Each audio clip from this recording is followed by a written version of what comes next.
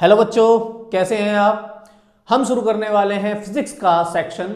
और इससे पहले हमने कंप्लीट कर लिया है बायो का, आपकी क्लास का पूरा सेक्शन, जिसमें बायो पूरी फिनिश कर दी गई है। आप प्लीज़ जाके उन वीडियोस को चेकआउट कीजिए। और अब हम शुरू करते हैं लाइट चैप्टर। लेकिन लाइट को शुरू करने से पहले थोड़ा सा हम बता दें कि लाइट दो पार्ट में डिवाइडेड है, रिफ्लेक्शन और रिफ्रैक्शन। तो इस पार्ट में हम रिफ्लेक्शन को कवर करेंगे और हो सकता है कि हम न्यूमेरिकल्स कल कवर करें इसके, ठीक है, क्योंकि न्यूमेरिकल्स को कवर करना थोड़ा सा टिपिकल हो जाता है। थोड़ी न्यूमेरिकल्स की ज़्यादा लंबी वीडियो नहीं बनाएंगे, लेकिन कवर कर लेंगे। तो अभी शुरू करते हैं हम लाइट का रिफ्लेक्शन चैप्टर, ठीक है। चलिए शुरू करते हैं। ठीक है, चैप्टर है लाइट। तो सबसे पहले हमें पता होना चाहिए कि लाइट होती क्या है। बेसिकली जो लाइट होती है वो एक एनर्जी है। लाइट एक एनर्जी है जो कि बनी हुई है फोटॉन्स की, ठीक है। फोटॉन्स एनर्जी के पैकेट्स होते हैं। फोटॉन्स एनर्जी के पैकेट्स होते हैं और लाइट उन्हीं एनर्जी पैकेट की लगातार मूव करती हुई एक कॉन्टिन्यूअस स्पेक्ट्रम होती है, ठीक है। आप ये मानिए कि अगर कोई ट्रेन जा रही है तो ट्रेन के डिब्बे बहुत नजदीक नजदीक होते हैं, और वो ट्रेन अगर बहुत स्पीड में जा रही है तो क्या आपको वो डिब्बे सेपरेट नजर आएंगे? ठीक है, अगर आप उसे पास से देख रहे हैं और वो बहुत स्पीड के साथ जा रहे हैं तो आपको वो डिब्बे जो सेपरेट नजर आएंगे, या एक लगातार ट्रेन जो जुड़ी हुई सी नजर आ रही है वो आपको नजर आएगी? वो जुड़ी हुई सी ट्रेन नजर आएगी ना, आपको सेपरेटेड डिब्बे मुश्किल नजर आएंगे। आप अगर दूर से देख रहे हैं तो नजर आएंगे, लेकिन अगर पास से कोई ट्रेन बहुत तेजी के साथ जा रही है तो आपको जो डिब्बे हैं उनका पता भी नहीं चलेगा। उसी तरीके से जो लाइट है, क्योंकि इसकी स्पीड बहुत ज़्यादा है, तो जो लाइट के ये जो एनर्जी पैकेट्स हैं जिन्हें हम फोटॉन्स कहते हैं, ये इतनी स्पीड के साथ जाते हैं कि हमें ये एक कॉन्टिन्यूअस रे के फॉर्म में नज़र आती है, ठीक है। जैसे अगर कॉन्टिन्यूअस रे की बात कर लें तो जब हम लेज़र ऑन करते हैं, लेज़र लाइट को ऑन करते हैं, तो हमें एक रे नज़र आती है, ठीक है ना। वो रे क्यों नज़र आ रही है? क्योंकि एनर्जी के पैकेट्स हैं, उसमें ग्रीन कलर के स्पेक्ट्रम के एनर्जी के पैकेट्स हैं, तब वो ग्रीन कलर की जो हमने लेजर लाइट ऑन की है उससे सारी की सारी जो एक बीम जा रही है दैट इज स्पेक्ट्रम, ठीक है। और वो किसकी बनी हुई है? एनर्जी पैकेट्स की, जिसे हम बोल देते हैं फोटॉन्स। समझ में आया? अब ये जो एनर्जी है, लाइट है, ये लाइट एक तरह से इलेक्ट्रोमैग्नेटिक वेव होती है, ठीक है। इसका नेचर होता है इलेक्ट्रोमैग्नेटिक वेव का। तो सबसे पहले तो हम एक इलेक्ट्रोमैग्नेटिक वेव के बारे में समझ लेते हैं, होता क्या है। देखिए, इलेक्ट्रोमैग्नेटिक वेव, कोई भी वेव हो, अगर कोई भी इलेक्ट्रोमैग्नेटिक वेव है तो उसे सबसे पहली तो चीज की ट्रैवल करने के लिए किसी मीडियम की जरूरत नहीं है। वो वैक्यूम से भी ट्रैवल कर सकती है, वो किसी भी चीज से पास होकर ट्रैवल कर सकती है। अगर उसके रास्ते में कोई हिंड्रेंस ना आए तो वो किसी भी चीज को पार कर सकती है, चाहे वो हवा है, चाहे वो ग्लास है, या फिर कोई वैक्यूम ही क्यों ना हो, ठीक है। वो बिना किसी मीडियम के भी ट्रैवल कर सकती है। ये एक कैरेक्टर है इलेक्ट्रोमैग्नेटिक स्पेक्ट्रम्स का, सॉरी इलेक्ट्रोमैग्नेटिक वेव्स का। अब इलेक्ट्रोमैग्नेटिक वेव्स में बेसिकली तीन चीजें होती हैं: प्रोपगेशन, ठीक है, direction of propagation, electric field and magnetic field. ये तीन चीजें होती हैं: magnetic field, electric field and direction of propagation. और ये तीनों चीजें बेसिकली आपकी होती हैं कुछ इस तरीके से परपेंडिकुलर, ठीक है। तीनों एक दूसरे से परपेंडिकुलर है। अगर ये डायरेक्शन है, अगर ये डायरेक्शन है कि आपकी वेव ऐसे जा रही है, ठीक है, तो जो आपकी मैग्नेटिक फील्ड है वो इसमें ऐसे जाएगी, ठीक है। मतलब इस वाले पर, ये जो प्लेन है, इस प्लेन पर इस तरीके से मूव आउट करेगी। अगर ये वाला प्लेन है तो इस प्लेन पर इस तरीके से आगे की ओर मूव करेगी। आगे क्यों मूव कर रही है? क्योंकि ऑब्वियसली डायरेक्शन ऑफ प्रोपगेशन ये है, ठीक है। फिर अगर हम इलेक्ट्रिक फील्ड की बात करें तो इलेक्ट्रिक फील्ड जो है वो इस तरीके से मूव करेगा। तो इलेक्ट्रिक फील्ड इस प्लेन में है, मैग्नेटिक फील्ड इस प्लेन में है, और डायरेक्शन ये है। तीनों ही चीज आपस में परपेंडिकुलर है। ये 90 पर है, ये 90 पर है, और आप इसे देखें तो ये भी 90 पर है।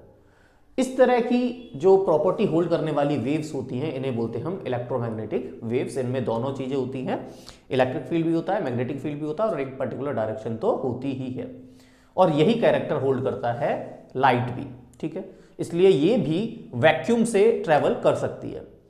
अब एक लाइट की स्पीड की अगर हम बात करें तो वैक्यूम के अंदर लाइट की स्पीड होती है 3 × 10⁸ मीटर पर सेकेंड, ठीक है, 3 × 10⁸ मीटर पर सेकेंड। तो ये इतनी फास्टर होती है कि कहा यह जाता है कि अगर कोई भी चीज अगर लाइट की स्पीड से तेज दौड़ेगी जाएगी तो बेसिकली वो टाइम ट्रैवल कर सकती है, ठीक है, एक हाइपोथेसिस ये चलती है। खैर आज तक रियल लाइफ में ऐसी कोई चीज नहीं है जो लाइट की स्पीड से तेज ट्रैवल कर सके, ठीक है, तो अभी ये हाइपोथेसिस है। तो अगर हम बात करें कि लाइट जो है उसके कुछ कैरेक्टर्स हैं, जैसे इलेक्ट्रोमैग्नेटिक वेव है, लेकिन इसके अंदर होते हैं डुअल कैरेक्टर, लाइट के अंदर होते हैं डुअल कैरेक्टर। कहने का मतलब ये है कि इसमें होता है एक वेव नेचर भी और दूसरा होता है एक पार्टिकल नेचर भी। Light has dual nature that is of wave and particle. जो वेव का नेचर होता है, वेव क्या होती है आपको पता है ना, कुछ इस तरीके से कोई भी वेव तरंग बह रही होती है उसे हम वेव कहते हैं, और पार्टिकल कोई भी सॉलिड चीज होती है उसे पार्टिकल बोल देते हैं। दोनों का हम एक एग्जांपल लेके चलते हैं और फिर आगे समझेंगे क्या है। अगर हम वेव नेचर की बात करें तो जैसे अगर आपने पानी में एक पत्थर छोड़ा तो पानी के इस ऊपर की सतह पर इस तरीके से वेव बनने लगेंगी, बन जाती है। तो थ्योरी ये कहती है कि जो लाइट है वो भी एक वेव फॉर्म में ही ट्रेवल करती है, और ये निकालने का रीजन है, इस थ्योरी का रीजन है, एक एक्सपेरिमेंट किया गया था जिसे हम कहते हैं डबल स्लिट एक्सपेरिमेंट। उसके बेस पर हमें इस वेव नेचर का पता चला। खैर वो आपके 11th-12th में आएगा तो उसमें समझेंगे हम। फिलहाल हम ये समझ लेते हैं कि वेव नेचर होता है, ठीक है। अब नॉर्मली अगर आपको मुझे समझाना हो कि वेव नेचर किस तरीके से है तो आप इस तरीके से समझ सकते हैं कि अगर पानी में मैंने एक पत्थर इधर डाला और एक पत्थर इधर डाला, ठीक है, और दोनों ओर से पत्थर डालने से दोनों ओर से तरंग आएंगी, तो क्या ऐसा होगा कि ये तरंग आने के बाद ऐसे टकरा कर और वापस चली जाएंगी? नहीं ना। जब तरंग ये आपस में, वेव्स आपस में टकराएंगी पानी की, तो ये आपस में ही मिक्स हो जाएंगी, ऐसा ही होगा ना, आपस में मिक्स हो जाएंगी। ये वेव का नेचर होता है। लाइट का भी नेचर कुछ ऐसा ही होता है। अगर मैंने एक बल्ब इधर से जलाया, दूसरा बल्ब इधर से जलाया, तो ऐसा तो नहीं होगा कि इस बल्ब की रोशनी और इस बल्ब की रोशनी टकराने के बाद अपनी अपनी जगह चली जाएंगी, ऐसा होगा क्या? नहीं ना। क्या होगा कि इस बल्ब से जो रोशनी आ रही है और इस बल्ब से जो रोशनी आ रही है वो दोनों आपस में मिक्स होकर इंटेंसिफाई हो जाएंगी और ज्यादा बढ़ जाएंगी, ऐसा ही होगा ना। तो ये हमें वेव नेचर के बारे में बताता है। जो दूसरा नेचर है पार्टिकल नेचर, वो क्या है? मान लीजिए आपके पास एक बॉल है और आपने बॉल को ऐसे दीवार में फेंक के मारा, क्या होगा? बॉल टकराकर वापस आ जाएगी, राइट। बॉल टकराएगी और वापस आ जाएगी। क्यों आ रही है? क्योंकि एक पार्टिकल है, एक सॉलिड चीज है, ठीक है, तो वो टकराने के बाद वापस ही आएगी, ठीक है ना। ऐसा तो नहीं है आर पार चली जाएगी, उसके दीवार से आर पार तो जाएगी नहीं, टकराएगी वापस आएगी। अगर कोई चीज सामने हो किसी भी पार्टिकल के तो वो टकराकर वापस ही आएगी, पार तो नहीं जाएगी बिना तोड़े, ठीक है ना, पार तो नहीं जाएगी उसे। यही नेचर हमें लाइट भी दिखाता है। जब हम लाइट को एक मिरर के सामने रखते हैं तो लाइट टकराने के बाद वापस चली जाती है। ऐसे ही होता है ना कि लाइट एक पार्टिकल से, एक मिरर से टकराकर, एक शाइनी सरफेस से टकराकर वापस चली जाती है। तो ये हमें क्या शो कर रहा है कि लाइट में पार्टिकल नेचर है। समझ में आया? तो लाइट के दो नेचर होते हैं, डुअल नेचर होते हैं, ठीक है। कौन कौन से? Particle nature and wave nature. I think आपको हो गया क्लियर। चलिए, अगर हमने लाइट के बारे में इतना समझ लिया तो एक छोटी सी बात और है जो आप नॉर्मली जानते ही हैं कि लाइट जो हमें सेंसिबिलिटी देती है वो है विजन की, ठीक है। हमें जो देखने की, कोई भी चीज हम जो देखते हैं उसकी कैपेबिलिटी कौन देती है? लाइट देती है, ठीक है। हम किसी भी चीज को देख पाते हैं क्योंकि हमारे पास लाइट होनी चाहिए। आईज तो होनी ही चाहिए, पर लाइट जो है, आईज होने का भी कोई फायदा नहीं है अगर लाइट है तो, लाइट नहीं है तो, ठीक है। अंधेरी वाली चीज में आपको कुछ नहीं नजर आएगा जब तक उस चीज पर लाइट ना पड़े। आप किसी चीज को कब देख पाते हो? जब एक लाइट किसी ऑब्जेक्ट पे पड़ रही है, टकराने के बाद वो लाइट आप तक आ रही है, आपकी आईज तक आ रही है, तब जाके आप उस ऑब्जेक्ट को देख पा रहे हो। अभी अज्यूम करो ये कैमरा चल रहा है, ठीक है, मैं ये बल्ब बंद कर दूं, ठीक है, तो लाइट बंद हो जाएगी। मैं यहीं पर खड़ा हूं, पर क्या आपको मैं नजर आऊंगा? नहीं नजर आऊंगा, अंधेरा नजर आएगा, है ना। क्यों? क्योंकि लाइट जब तक किसी चीज से टकराकर आपकी आइज तक ना पहुंचे, आपको सेंस ऑफ विजिबिलिटी नहीं समझ में आती, मतलब आपको कोई चीज नजर नहीं आती। तो ये कुछ कैरेक्टर हैं एक लाइट के। आई थिंक आपको इतना हो गया होगा क्लियर। तो अब हम शुरू करते हैं सरफेसेस के बारे में समझना। देखो, आपके जो सरफेस होते हैं बेसिकली दो तरह के होते हैं। एक होता है रफ सरफेस और दूसरा होता है स्मूथ सरफेस। जो रफ सरफेस होता है वो ऊपर नीचे होता है, जो रफ सरफेस होता है वो ऊपर नीचे होता है, ठीक है। और जो प्लेन सरफेस होता है, स्मूथ सरफेस होता है, वो एकदम स्मूथ होता है, एकदम प्लेन होता है, चिकना होता है एकदम, ठीक है। तो इससे क्या है, जब लाइट एक रफ सरफेस पे पड़ती है तो वो अलग अलग डायरेक्शन में जाती है, ठीक है। लाइट टकराने पर अलग अलग डायरेक्शन में जाती है। लेकिन जब एक प्लेन सरफेस होगा, जब एक प्लेन सरफेस होगा, तब लाइट पूरी की पूरी एक ही डायरेक्शन में जाएगी, ठीक है। तो इन्हें हम बोलते हैं, जब लाइट एक ही डायरेक्शन में जाती है, इसे बोलते हैं हम नॉर्मल रिफ्लेक्शन, ठीक है। और जब लाइट टकराने के बाद इधर उधर भागती है, इसे बोल देते हैं हम इर्रेगुलर रिफ्लेक्शन, ठीक है। तो वो नॉर्मल या रेगुलर रिफ्लेक्शन हो गया और ये इर्रेगुलर रिफ्लेक्शन हो गया। समझ में आया? चलिए, अब अगर हम बात करें मेन चैप्टर पे आए, तो हम जो रिफ्लेक्शन कर रहे हैं, है क्या रिफ्लेक्शन? तो ये लाइट का एक फिनोमेना है। फिनोमेना मतलब कोई भी एक कंडीशन होती है, ठीक है। तो ये लाइट का एक फिनोमेना है जिसमें कि कोई भी लाइट एक स्मूथ सरफेस से टकराकर वापस चली जाती है उसी मीडियम में। मीडियम क्या होता है? जिस चीज से कोई चीज आ रही है, जैसे एयर जो है यहां पर मीडियम है, लाइट एयर के थ्रू आ रही है, तो इस साइड पर हमारी एयर मीडियम है, ठीक है। तो लाइट एयर से होती हुई इधर आ रही है, इस स्मूथ सरफेस पे टकरा रही है, और टकराने के बाद वो इस साइड वापस आ रही होगी, ठीक है। आपको अभी कैमरे में तो नजर नहीं आ रहा, तो बल्ब हमारा उधर लगा हुआ है, तो उधर से लाइट आ रही है, ऐसे टकराने के बाद वो इधर जा रही है। आप मान लो वहां से बॉल फेंकोगे, तो बॉल टकराने के बाद उधर तो नहीं जाएगी ना, बॉल टकराने के बाद इधर आएगी, ऐसे ही तो जाएगी। तो क्योंकि पार्टिकल नेचर है लाइट का, तो वो भी ऐसे टकराने के बाद ऐसे जाएगी, ठीक है। तो ये जो है, जब किसी स्मूथ सरफेस पर, एकदम स्मूथ सरफेस पर कोई लाइट टकराती है और वो उसी मीडियम में वापस चली जाती है, रिफ्लेक्ट हो जाती है, बाउंस बैक हो जाती है, इसे हम बोलते हैं फेनोमेना ऑफ रिफ्लेक्शन, ठीक है। चलिए, अब रिफ्लेक्शन के लिए आपको चाहिए स्मूथ सरफेसेस, ठीक है। इन स्मूथ सरफेसेस को, जो हमारे पास सबसे ज्यादा स्मूथ सरफेसेस होते हैं, उनमें हमारे पास हैं प्लेन मिरर, ठीक है। बेसिकली उन्हें मिरर बोल देते हैं, एकदम हाईली पॉलिश्ड, ठीक है। जो स्मूथ सरफेसेस होता है उन्हें हम मिरर बोल देते हैं। और ये मिरर हमारे पास बेसिकली टू टाइप्स के हैं। ये मिरर्स जो रिफ्लेक्टिंग सरफेसेस हैं वो हमारे पास टू टाइप्स के होते हैं।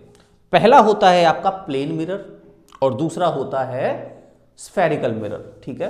पहला होता है प्लेन मिरर और दूसरा होता है स्फेरिकल मिरर। समझ में आया?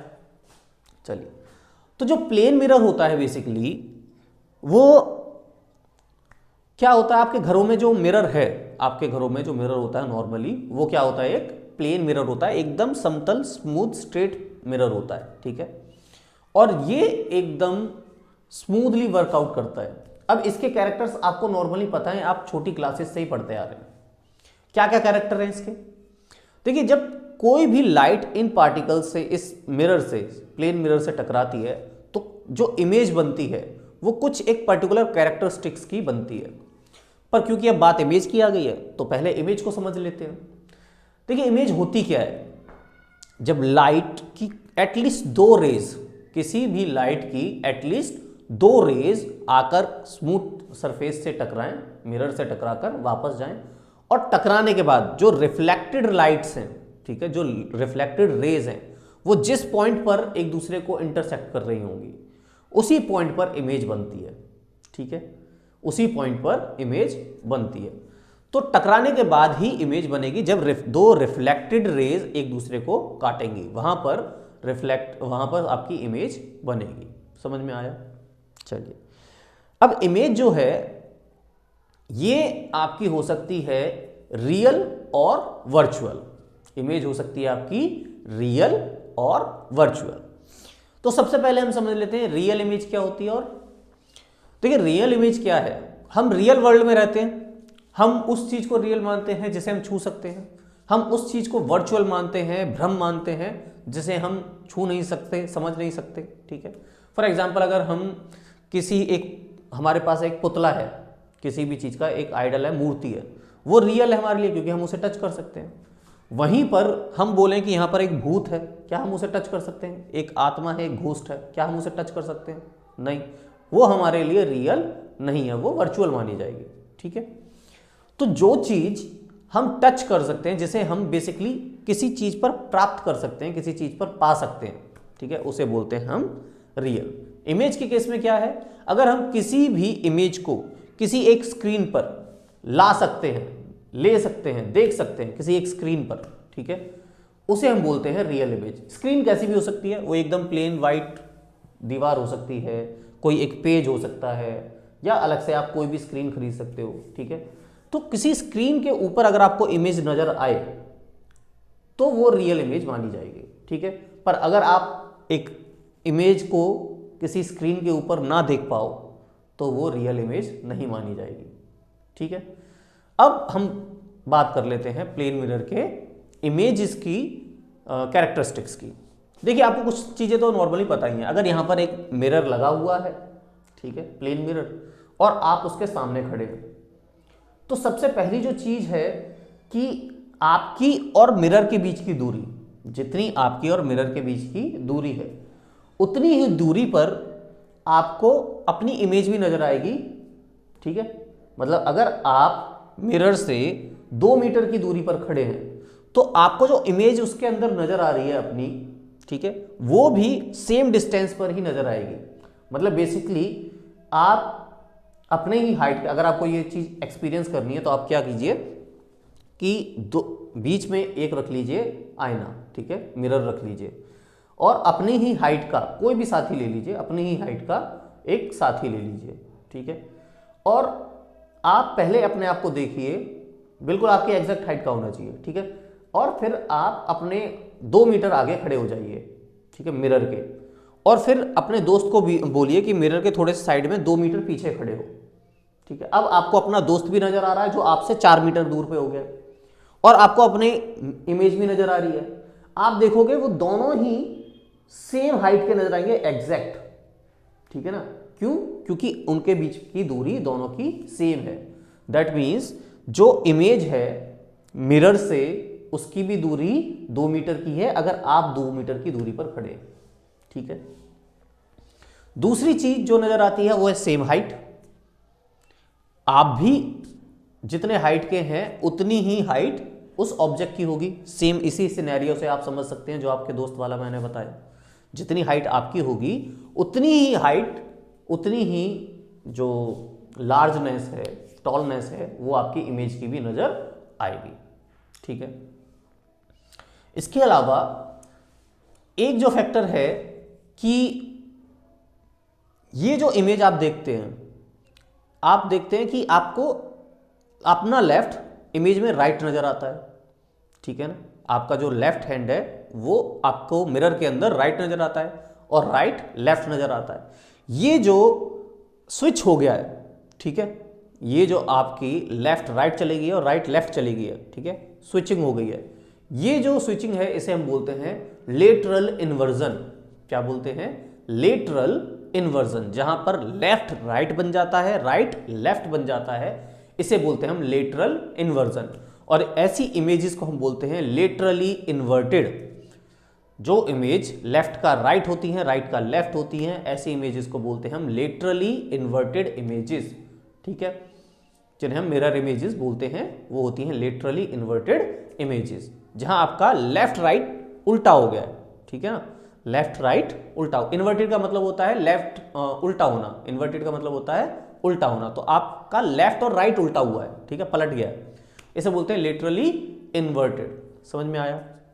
इसके अलावा एक और कैरेक्टर जो प्लेन मिरर के थ्रू जो इमेज बनती है उसमें नजर आता है हमें, वो है कि आपकी जो इमेज है वो कैसी होती है, वर्चुअल। आपकी इमेज कैसी होती है, वर्चुअल। अब वर्चुअल कैसे, जरा सोचो। अगर यहां एक मिरर रखा हुआ है, ठीक है, और आप यहां सामने खड़े हैं और मैं मिरर के पीछे या कहीं भी एक पेपर लगाऊं या कुछ भी स्क्रीन लगाऊं, ठीक है, तो क्या मुझे उस स्क्रीन पर या उस पेपर पर आपकी इमेज नजर आएगी?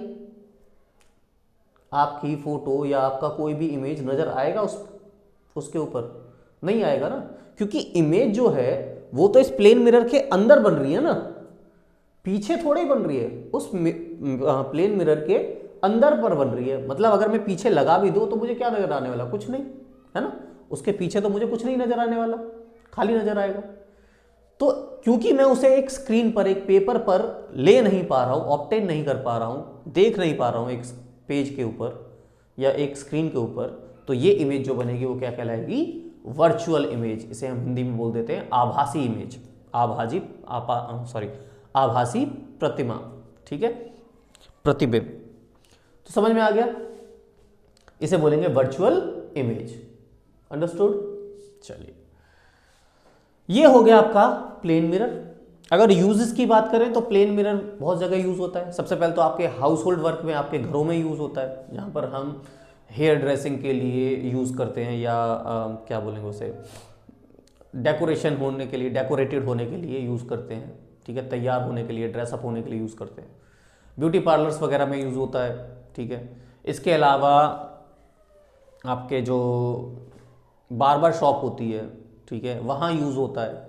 इसके अलावा अगर बात करें हम पेरिस्कोप, एक पेरिस्कोप होता है कुछ इस तरीके का, जो कि यूज़ किया जाता है यूजुअली अंडर वाटर के अंदर, ठीक है। अंडर वाटर हमें एक्टिविटी कुछ करनी होती है और पानी से बाहर देखना होता है, तब हम पेरिस्कोप का यूज़ करते हैं। वहाँ यूज़ होते हैं 2 प्लेन मिरर्स, ठीक है, 45 डिग्री पर। फिर अगर बात करें कैलाइडोस्कोप के अंदर, ठीक है, कैलाइडोस्कोप कुछ इस तरीके का एक स्ट्रक्चर होता है जिसमें छोटे छोटे से मिरर्स लगे हुए होते हैं, और ये एक बहुत ही कलरफुल और अच्छा सा पैटर्न देते हैं किसी भी चीज़ का, इन्हें बोल देते हैं हम कैलाइडोस्कोप। और ऐसे ही बहुत सारी जगह पर आपको प्लेन मिरर के यूजेस नजर आ जाएंगे। ये है प्लेन मिरर फिनिश्ड। अब आते हैं हम अपने सेकंड पार्ट पर, दैट इज स्फेरिकल मिरर। क्या है स्फेरिकल मिरर? तो स्फेरिकल मिरर होता क्या है? देखिए, स्फेरिकल मिरर जो है वो बेसिकली एक, मान लीजिए कांच का बना हुआ एक बॉल है जो अंदर से खोखला है, ठीक है, कांच की बनी हुई एक बॉल है। उस बॉल को, जैसे अगर ये बॉल है, ठीक है, ये अगर बॉल है तो इस बॉल को मैं यहां से काटूं, ठीक है, एकदम स्ट्रेट मैंने इस बॉल को यहां से काट दिया, ये कांच का पार्ट निकल आया, राउंडेड सा कांच का पार्ट निकल आया, ठीक है। अब ये जो राउंडेड सा कांच का पार्ट है, ठीक, जो कि इस पूरी बॉल से निकला है काट के, अब ये है आपका स्फेरिकल, अभी मिरर नहीं बना है, ये अभी स्फेरिकल ग्लास है, ठीक है, कांच का है ना, स्फेरिकल ग्लास है।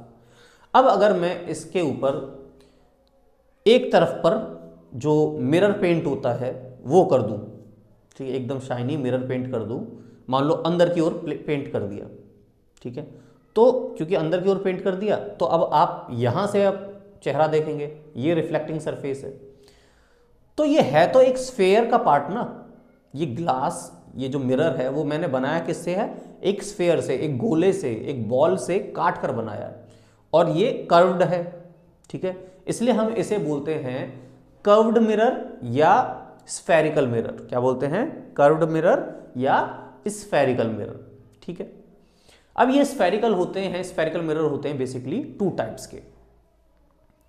पहला होता है कॉनकेव मिरर और दूसरा होता है कॉन्वेक्स मिरर।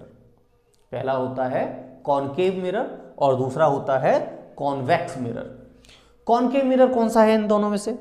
जब मैंने बॉल को, कांच की बॉल को काटा और ये मुझे एक स्फेरिकल कांच का पार्ट मिला, अगर मैंने इसे पीछे से पेंट कर दिया, ठीक है, ये जो उठा हुआ पार्ट है, अगर मैंने इसे पीछे से पेंट कर दिया, मिरर वाला पेंट, ठीक है, अब ये मिरर बन गया, तो आप इसे अंदर से देखेंगे, जो रिफ्लेक्टिव सरफेस है वो अंदर की ओर दबा हुआ है, ठीक है। इसे बोलेंगे हम कॉनकेव मिरर। क्या बोलेंगे? कॉनकेव मिरर, ठीक है। कॉनकेव मिरर को आप याद रखने के लिए ऐसे याद कर सकते हैं कि कॉनकेव में आता है केव, केव का मतलब होता है गुफा, ठीक है। कॉनकेव में आता है केव और केव का मतलब होता है गुफा। अब ये जो आप रिफ्लेक्टिंग सरफेस देख रहे हैं ये भी तो एक गुफा की तरह है ना, जो अंदर की ओर है, ठीक है। आप गुफा के अंदर जाते हैं, इसके भी रिफ्लेक्टिंग सरफेस है वो अंदर वाला है पार्ट है, ठीक है। तो ये भी गुफा की तरह हो गया। तो ये वाला जो मिरर बनता है दैट इज कॉनकेव मिरर, जिसमें जो रिफ्लेक्टिंग सरफेस है वो अंदर दबा हुआ होता है, ठीक है। यहां से दबे हुए पार्ट से हम चेहरा देख सकते हैं। वहीं जो दूसरा है कॉन्वेक्स, वो कौन सा है कि अगर ये स्फेरिकल मिरर से मैंने काट के ग्लास निकाला, कांच निकाला, और मैंने इसे अब अंदर से पेंट कर दिया है, ठीक है। मैंने इसे अंदर से पेंट कर दिया, उसके बाद अब हम रिफ्लेक्टिंग सरफेस तो ये बचा क्योंकि इधर तो हमने पेंट लगा दिया, तो आपको मिरर यहां से देखना पड़ेगा। अब मिरर का जो रिफ्लेक्टिंग सरफेस है वो उठा हुआ है, ये वाला जो मिरर बना इसे बोलते हैं हम, क्या बोलते हैं? कॉन्वेक्स मिरर, ठीक है। समझ में आया? क्या बोलेंगे? Convex mirror. तो आपके पास स्फेरिकल मिरर दो टाइप के होते हैं, पहला कॉनकेव मिरर और दूसरा कॉन्वेक्स मिरर, ठीक है। दोनों में अंतर समझ में आ गया।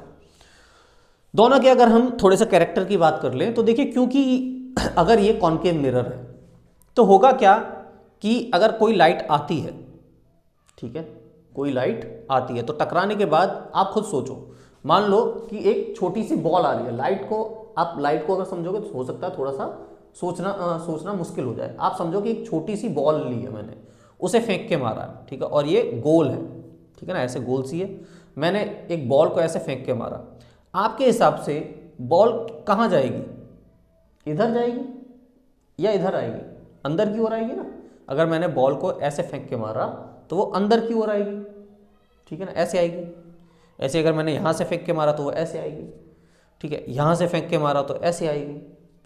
तो क्योंकि ये जो मिरर है, ठीक है, ये जो कॉनकेव मिरर है, ये सारी बॉल्स को, मतलब कि हम बात कर रहे हैं लाइट के लिए, ठीक है, सारी लाइट को अंदर की ओर इकट्ठा कर रहा है, ठीक है। जो भी आएगा वो इधर बीच में कहीं इकट्ठा होने लगेगा, ठीक है।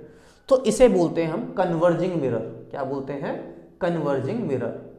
मिरर के केस में ये जो कॉनकेव मिरर है ये है कन्वर्जिंग मिरर, क्योंकि सारी की सारी लाइट कैसी आ रही है आपकी? वो एक जगह इकट्ठी हो रही है। जितनी भी लाइट आ रही है वो सब एक जगह इकट्ठी होती जा रही है, ठीक है। तो इसे बोलेंगे हम कन्वर्जिंग मिरर। जो दूसरा मिरर है हमारा कॉन्वेक्स मिरर, अगर उस पर मैं कोई लाइट मारता हूं, फॉर एग्जांपल फिर से आपको वही बॉल देखनी है, मान लो एक बॉल ऐसे आती है, ठीक है, सीधे लानी है, ठीक है, बॉल एक ऐसी आती है, तो क्या लगता है वो अंदर जाएगी या बाहर जाएगी? अगर कोई बॉल सीधी आती है तो क्योंकि ये सरफेस ऐसे है, ठीक है, तो वो ऐसे आने का चांस तो मुश्किल ही है ना। मतलब आपको ये मानना है कि बॉल गिरेगी नहीं, ठीक है, टकराने के बाद जहां जाना है वो वहां जाएगी। ये नहीं कि आपने बॉल मार दिया वो नीचे गिरेगी इसलिए नीचे आएगी, नहीं, ऐसा नहीं सोचना है, ठीक है। हमें सोचना है कि लाइट आई, लाइट टकराने के बाद अब किधर जाएगी, क्योंकि ये मिरर है तो ऑब्वियस सी बात है, क्योंकि ये घूमा हुआ है तो लाइट से, ये जो लाइट है ये टकराने के बाद ऐसे जाएगी, ठीक है, बिखर जाएगी। यहाँ से लाइट आई ये बिखर जाएगी, इधर आई ये बिखर जाएगी ऐसे, ठीक है, इधर से आएगी लाइट ऐसे बिखर जाएगी। ये इकट्ठा नहीं हो रही लाइट, ये बिखर रही है। तो इस टाइप के मिरर को, कॉन्वेक्स मिरर को क्या बोलते हैं हम? Diverging mirror. क्या बोलते हैं? Diverging mirror. आप देखिए यहाँ पर, ठीक है, लाइट आई और वो टकराने के बाद बिखर रही है, लाइट बिखर रही है, इसे बोलेंगे हम डाइवर्जिंग मिरर। क्लियर? समझ में आया आपको? चलिए, तो जो कॉनकेव मिरर है वो कन्वर्जिंग मिरर है, जो कॉन्वेक्स मिरर है वो डाइवर्जिंग मिरर है। इतना हो गया क्लियर? चलिए, यूजेस की अगर हम बात करें तो देखिए, जो कॉन्वेक्स मिरर होता है, ठीक है, आपने इसे अपने और पास बहुत देखा है। जैसे कॉन्वेक्स मिरर को सबसे पहले तो आप देखते हैं रियर व्यू मिरर के अंदर। कहाँ देखते हैं? Rear view mirror. कौन सा होता है रियर व्यू मिरर?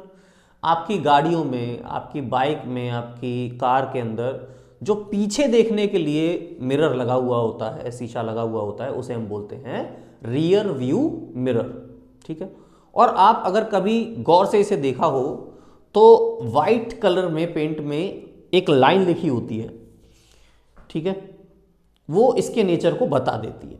क्या लाइन लिखी होती है? लाइन लिखी होती है कि objects are closer than they appear, मतलब ऑब्जेक्ट जितने दूर नजर आ रहे हैं उससे वो पास है, ठीक है। तो दैट मीन्स वो प्लेन मिरर तो है नहीं है, क्योंकि प्लेन मिरर का मतलब है कि जितनी दूर नजर आ रहे हैं उतनी ही दूर वो है, इक्वल डिस्टेंस होती है ना इमेज की और ऑब्जेक्ट की प्लेन मिरर के केस में, लेकिन इस केस में तो नहीं है। क्यों? क्योंकि रियर व्यू मिरर में जो मिरर यूज होता है दैट इज कॉन्वेक्स मिरर, ठीक है, वो ऐसे उठा हुआ होता है बीच में से, इस टाइप का मिरर होता है, ठीक है। इस मिरर को हम यूज क्यों करते हैं? देखो, इस मिरर को हम इसलिए यूज करते हैं क्योंकि ये ज्यादा एरिया कवर कर रहा होता है, ठीक। हमें इसके अंदर इमेज कहां कहां तक नजर आएगी? हमें इधर से लेकर इधर तक की ऐसे इमेज नजर आएगी।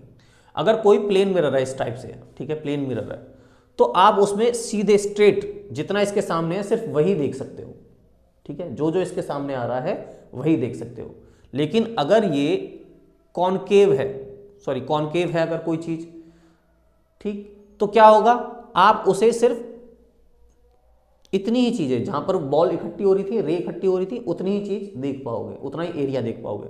लेकिन अगर कॉन्वेक्स है तो क्योंकि लाइट टकराने के बाद ऐसे जा रही थी ना, टकराने के बाद ऐसे जा रही थी, तो उतना एरिया देख सकते हो आप मिरर के अंदर, ठीक है। लाइट जहां तक जाएगी, जिस चीज से टकराएगी उसी चीज को तो देख पाओगे। और लाइट जब टकरा कर इधर जा रही है, लाइट ऐसे टकराने के बाद इधर जा रही है, तो इतने एरिया को देख पाओगे। तो ज्यादा एरिया देखने के लिए हम यूज करते हैं कॉन्वेक्स मिरर।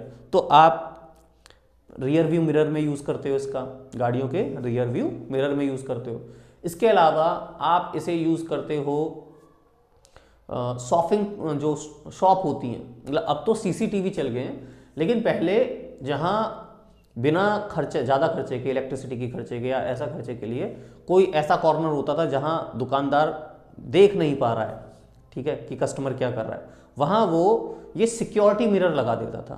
तो एज सिक्योरिटी मिरर भी कॉन्वेक्स मिरर यूज होते हैं क्योंकि वो ज़्यादा एरिया कवर करते हैं, ठीक है।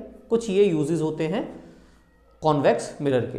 वहीं अगर हम बात कर लें कॉनकेव मिरर की, तो हमने अभी देखा कि कॉनकेव मिरर क्या कर रहे हैं, वो छोटा सा एरिया कवर कर पाते हैं, पर उसकी एक स्पेशलिटी और होती है कि वो इमेज बनाती है बड़ी। वो क्या करती है? इमेज बनाती है बड़ी। अभी हमने क्या बात की थी कि जो कॉन्वेक्स मिरर है वो ज़्यादा एरिया कवर करता है। अब अगर कोई ज़्यादा एरिया कवर करेगा तो इमेज छोटी बनेगी ना। जैसे मानो कि मेरे पास अगर ये बोर्ड है, ठीक है, अगर मुझे इसी बोर्ड पर एक स्टेट बनाना है, ठीक है, या एक बॉक्स बनाना है, मुझे एक बॉक्स बनाना है, ठीक है, इस पर एक बॉक्स बनाना है। मैं कितना बड़ा बॉक्स बना सकता हूं? मैं इतना बड़ा बॉक्स बना सकता हूं, जितना बड़ा बोर्ड है मेरा उतना बड़ा मैं बॉक्स बना सकता हूं। एक बॉक्स ही बनाना है तो बड़ा बॉक्स बनेगा, ठीक है। पर अगर मुझसे कहा जाए कि तुम्हें इस पे 4 बॉक्स बनाने हैं, ठीक है, तो मैं क्या करूंगा? ऐसे 4 थोड़े छोटे छोटे बॉक्स बनाऊंगा। तो अगर मुझे ज्यादा बड़ा एरिया कवर करना है उतने ही से मिरर में, तो इमेज छोटी हो जाएगी। जैसे यहां ये बॉक्स अब छोटे हो गए क्योंकि मुझे इतने ही बड़े ही रिफ्लेक्टिंग सरफेस में मुझे 4 बॉक्स देखने हैं, तो बॉक्स छोटे बनाऊंगा। मुझे एक ही बॉक्स देखना होता तो बड़े बनाता, ठीक है ना। तो जब आपको ज्यादा चीजें देखनी होती हैं तो इमेज बनती है छोटी। तो कॉन्वेक्स वाले केस में आप ज्यादा एरिया तो देख लेते हो लेकिन इमेज बनती है छोटी। वहीं कॉनकेव के केस में आप एरिया देखते हो छोटा लेकिन इमेज बनती है बड़ी। तो वो जगह है जहां पर चीजों को बड़ा करने की जरूरत होती है, बड़ा देखने की जरूरत होती है, वहां पर हम यूज करते हैं कॉनकेव मिरर। जैसे एग्जांपल के लिए बात करें, जो आपने डेंटिस्ट के पास एक मिरर देखा होगा, ठीक है, डेंटिस्ट जो अंदर आपके मुंह के अंदर दांतों के पास एक मिरर लगाता है ताकि उसे दांतों का एक क्लियर व्यू नजर आए। तो वो मिरर कैसा होता है? कॉनकेव मिरर होता है। और वो कॉनकेव मिरर इसलिए होता है ताकि आप वो आपके दांतों को थोड़ा बड़ा देख सके कि कहां प्लेग लगा है कहां नहीं, ठीक है। दूसरा, आप घरों में भी कई लोग यूज कर ले, वैसे तो यूजुअली वो प्लेन मिरर ही होता है, लेकिन शेविंग मिरर जो होते हैं वो असल में कॉनकेव मिरर्स होते हैं, ठीक है। वो थोड़े से अंदर की ओर घूमे हुए मिरर होते हैं इस तरीके से, तो ताकि जब शेव करें तो आपको वो शेविंग एरिया थोड़ा बड़ा नजर आए, एनलार्ज नजर आए, इसलिए वहां पर कॉनकेव मिरर्स यूज किए जाते हैं। तो और इसी तरीके से एक जो सोलर फर्नेस होता है, ठीक है, वहां पर भी कॉनकेव मिरर यूज किए जाते हैं, बहुत बड़े बड़े कॉनकेव मिरर यूज किए जाते हैं। सोलर फर्नेस बेसिकली होता है सनलाइट की हेल्प से किसी भी चीज को जो जलाते हैं, ठीक है, भट्टी बनाते हैं, बेसिकली वो कॉनकेव मिरर्स की बनती है, क्योंकि वो बहुत ज्यादा सनलाइट को इकट्ठा करके बहुत ज्यादा हीट प्रोड्यूस कर देता है। और इसके अलावा आपने हेडलाइट्स वगैरह के अंदर देखा ही होगा कि जो सरफेस होता है, या टॉर्च के अंदर देखा होगा, जो सरफेस होता है वो कॉनकेव होता है, ताकि सारी लाइट्स को एक जगह इकट्ठा करके और अच्छे से फोकस कर सके। ये सारे यूजेस हैं आपके कॉनकेव मिरर के। दोनों मिरर के यूजेस समझ में आ गए, दोनों के छोटे छोटे से कैरेक्टर समझ में आ गए। आई थिंक आपको इतना हो गया क्लियर, ठीक है। चलिए, अब जो स्फेरिकल मिरर होते हैं उनके बारे में हमें कुछ प्रॉपर्टीज समझनी होगी। देखिए, स्फेरिकल मिरर में कुछ टर्म्स आते हैं, जैसे अगर हम बात करें, यहां देखिए आप इस फिगर में आपको नजर आ रहा होगा कि जो स्फेरिकल मिरर होता है वो जिस गोले का पार्ट होता है, ठीक है, जो भी गोला होगा, जो भी बॉल होगी, उसका एक बिल्कुल सेंटर पॉइंट होगा बीचों बीच, है ना। उस सेंटर पॉइंट को हम बोल देते हैं सेंटर ऑफ कर्वेचर। तो अगर ये बॉल है और मैंने इस बॉल से काट कर ये मिरर, स्फेरिकल मिरर निकाला है, तो इसका सेंटर तो यहां है ना, ठीक है। तो ये जो सेंटर है इस मिरर का कहलाएगा, ये सेंटर इस मिरर का क्या कहलाएगा, सेंटर ऑफ कर्वेचर। क्या कहलाएगा, सेंटर ऑफ कर्वेचर, ठीक है। फिर इस मिरर के ऊपर, ये जो मैंने अब स्फेरिकल मिरर काट के निकाला है, इस मिरर के बिल्कुल बीचों बीच, सेंटर पर बिल्कुल बीचों बीच अगर मैं एक डॉट लगा दूं, ठीक है, बिल्कुल बीचों बीच, तो वो जो डॉट है वो कहलाता है हमारा पोल, ठीक है। क्या कहलाता है, पोल। इसे रिप्रेजेंट करते हैं कैपिटल P से, और जो सेंटर ऑफ कर्वेचर है उसे रिप्रेजेंट करते हैं कैपिटल C से, ठीक है। तो C से लेकर, सेंटर ऑफ कर्वेचर से लेकर और P तक की जो दूरी होती है, C से लेकर P तक की जो दूरी होती है, उसे हम बोलते हैं, क्या बोलते हैं, रेडियस ऑफ कर्वेचर। क्या बोलते हैं, रेडियस ऑफ कर्वेचर। समझ में आया। तो P से लेकर C तक की दूरी कहलाती है रेडियस ऑफ कर्वेचर। इन दोनों के हाफ का मतलब C से लेकर P तक की बीच की ये जो दूरी है, इसका एग्जैक्ट हाफ पॉइंट ले ले, मिड पॉइंट ले ले, ठीक है, बीच बीच बिल्कुल बीचों बीच एक पॉइंट बना ले, ठीक है। उस पॉइंट को हम बोलते हैं फोकल, ठीक है, फोकस, ठीक है, फोकल पॉइंट या फोकस। और इसे रिप्रेजेंट कर देते हैं हम F से, ठीक है। इस पॉइंट को हम रिप्रेजेंट करते हैं कैपिटल F से। अब F से लेकर, कैपिटल F से लेकर और पोल तक के बीच की दूरी, P से P तक की दूरी, F से लेकर P तक की दूरी, ये कहलाती है हमारी फोकल लेंथ। क्या कहलाती है, फोकल लेंथ, ठीक है। फोकल लेंथ को हम स्मॉल f से रिप्रेजेंट कर देते हैं, और सेंटर ऑफ कर्वेचर की जो लेंथ है, ठीक है, पोल तक, मतलब रेडियस ऑफ कर्वेचर, इसे हम रिप्रेजेंट कर देते हैं कैपिटल R से। किसे कर देते हैं, कैपिटल R से। तो अभी आपको साफ साफ नजर आ रहा है कि C से लेकर P तक की दूरी और F से लेकर P तक की दूरी के बीच का अगर कंपेयर करें तो हमें दिखाई दे रहा है कि जो फोकल लेंथ है F से लेकर P तक की जो दूरी है वो हाफ है, ठीक है, C से लेकर P तक की दूरी का, रेडियस ऑफ कर्वेचर का। तो रेडियस ऑफ कर्वेचर डबल है फोकल लेंथ का, रेडियस ऑफ कर्वेचर डबल है फोकल लेंथ का। यहीं से हमारा एक फॉर्मूला बन जाता है जिसे हम कहते हैं 2f equals to r। 2f equals to r। क्यों, क्योंकि रेडियस ऑफ कर्वेचर है डबल ऑफ फोकल लेंथ, मतलब r equals to 2 into f, double of focal length. समझ में आया। यहां से हमारा पहला फॉर्मूला जनरेट हो जाता है। इसके बाद अब अगर हम बात करें, हमारे पास इन तीनों को जोड़ने वाली जो लाइन होती है, ठीक है, सी से लेकर पी तक को जोड़ने वाली जो लाइन जा रही है, इसे हम बोलते हैं प्रिंसिपल एक्सिस। क्या बोलते हैं? Principal axis. ठीक है, आई होप आपको ये बात क्लियर हो गई। चलिए, यहां तक कोई भी स्फेरिकल मिरर हो, ये पॉइंट्स सेम रहने वाले हैं। अब जो कुछ चीजें हमें देखनी होंगी वो है इमेज फॉर्मेशन। क्या है? Image formation.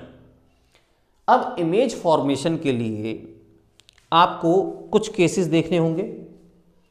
हम सबसे पहले बात करते हैं image formation of concave mirror. Image formation of concave mirror. ठीक है, इमेज फॉर्मेशन के लिए कॉनकेव मिरर के अंदर आपको कुछ चीजें समझनी होंगी। कॉनकेव मिरर हो या कॉन्वेक्स मिरर हो या कोई भी इमेज फॉर्म करनी हो, इमेज बनाने के लिए पहले कुछ चीजें हम रूल्स सीख लेते हैं। ठीक, और इन रूल्स को थोड़ा ध्यान से देखिएगा क्योंकि आपको एग्जाम में रे डायग्राम बनाने के लिए आ जाता है। ठीक है, रे डायग्राम का मतलब होता है आपको इमेज बनानी है। ठीक है, अभी हम जो बनाएंगे वो सब रे डायग्राम होंगे। जो इमेज फॉर्मेशन है वो सब रे डायग्राम्स है। ठीक है, तो हमें रे डायग्राम बनाना है, तो रे डायग्राम के लिए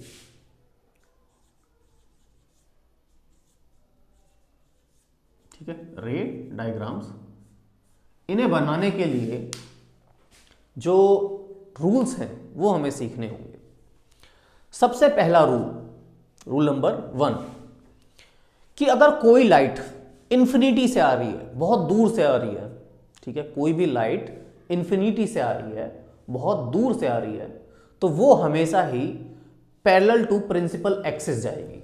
जो प्रिंसिपल एक्सिस है आपकी, सी से लेकर पी तक के बीच से होती हुई जो लाइन जा रही है उसके पैरेलल जाएगी। ठीक है, सेम दूरी पर रहेगी उससे हमेशा।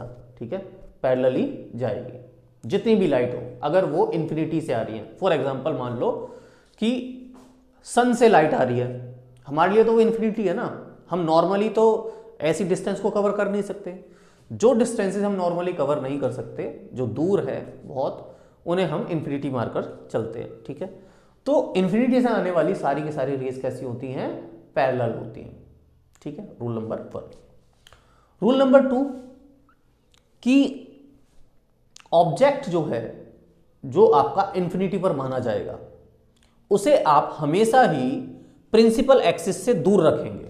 प्रिंसिपल एक्सिस पर आपको ऑब्जेक्ट नहीं रखना है, उससे दूर रखना है। दूसरी बात, आप ऑब्जेक्ट को एक स्टैंडिंग एरो की फॉर्म में रिप्रेजेंट करते हैं। एक ऑब्जेक्ट को आप स्टैंडिंग एरो की फॉर्म में कुछ इस तरीके से रिप्रेजेंट करते हैं एक ऑब्जेक्ट को। ठीक है, जिसके ऊपर एक एरो लगा हुआ है, एक स्टैंडिंग एरो की फॉर्म में।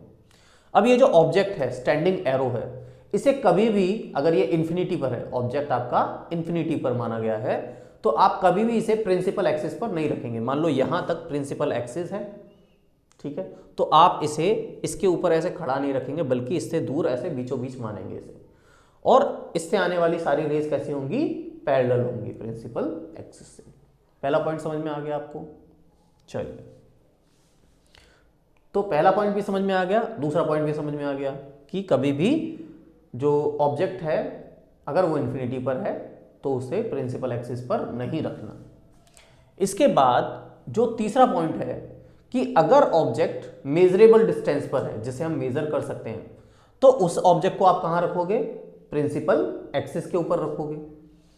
अब प्रिंसिपल एक्सिस पर रखी हुई इमेज, ठीक है, प्रिंसिपल एक्सिस पर रखी हुई ऑब्जेक्ट से आने वाली जो रेज होंगी, आपको हमेशा ही एटलीस्ट 2 रेज चाहिए, मिनिमम 2 रेज चाहिए, ताकि एक इमेज बन सके।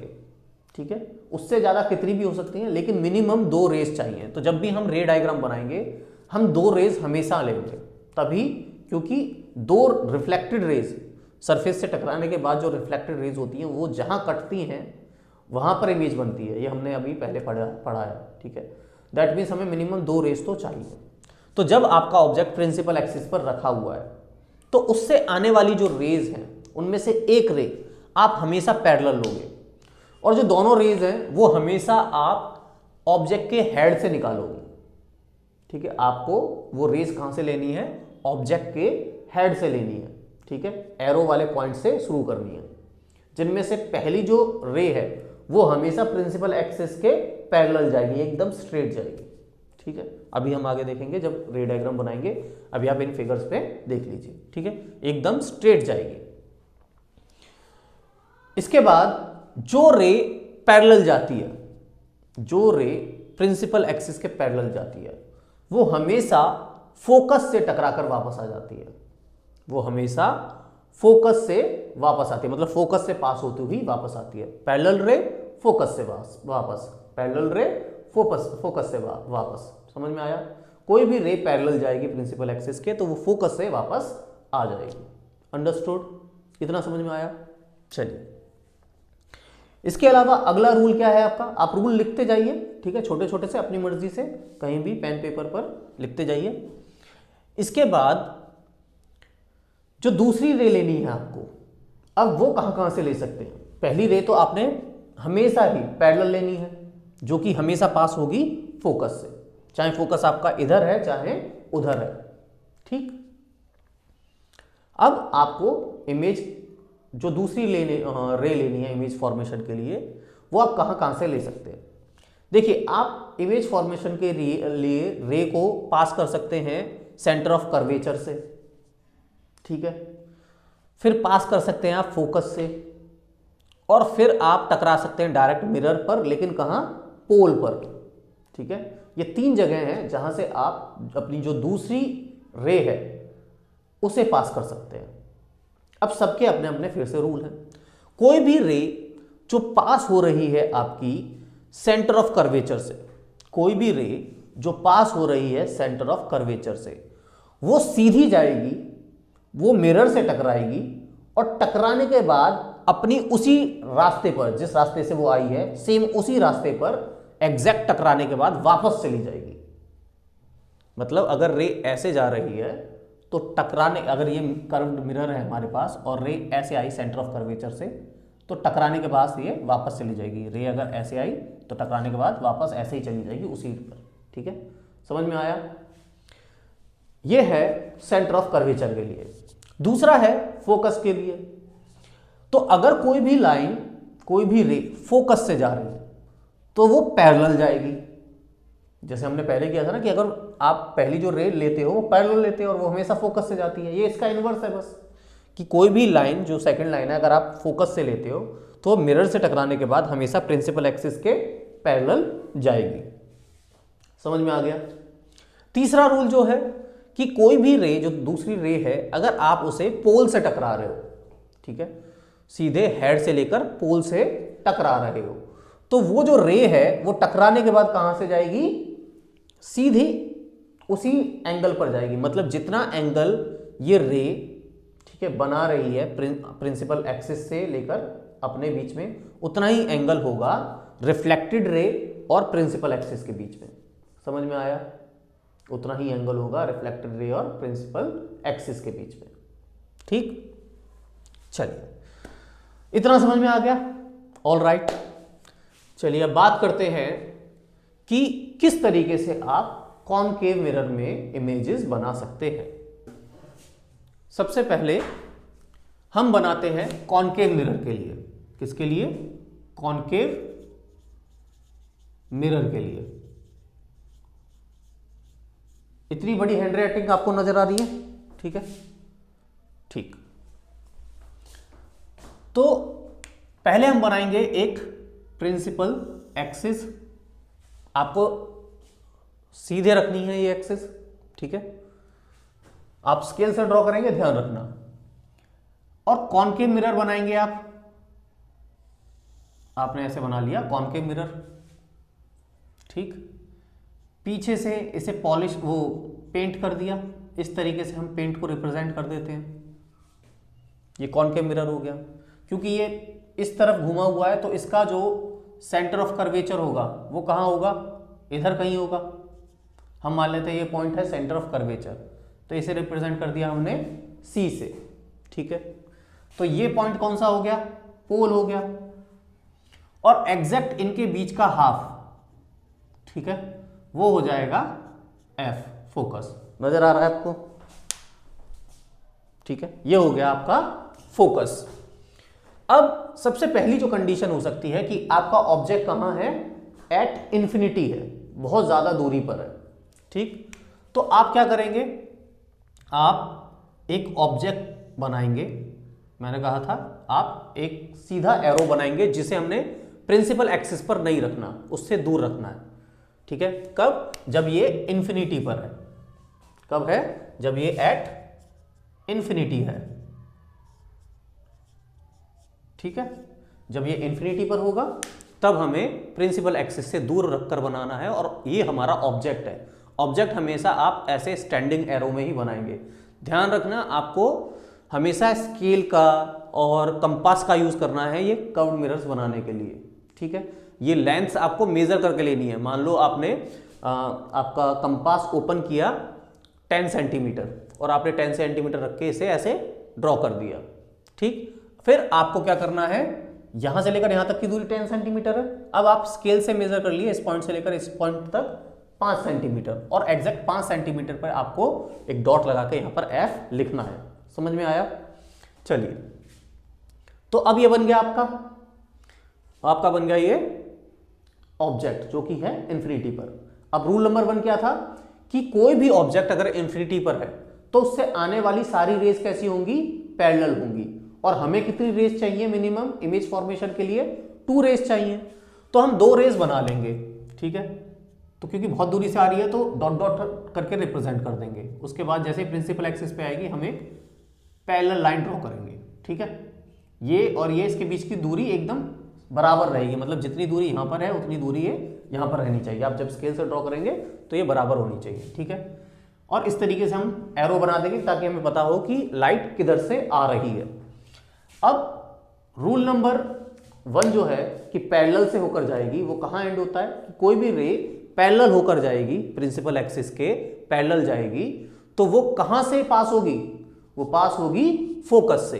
तो ये जो लाइट है टकराने के बाद कहां से पास होगी, फोकस से। ठीक है, ये लाइट होगी फोकस से पास। ठीक, चलिए, अब जो दूसरा है, आपको दूसरी इमेज दूसरी रे चाहिए तो हम नीचे से ले लेते हैं।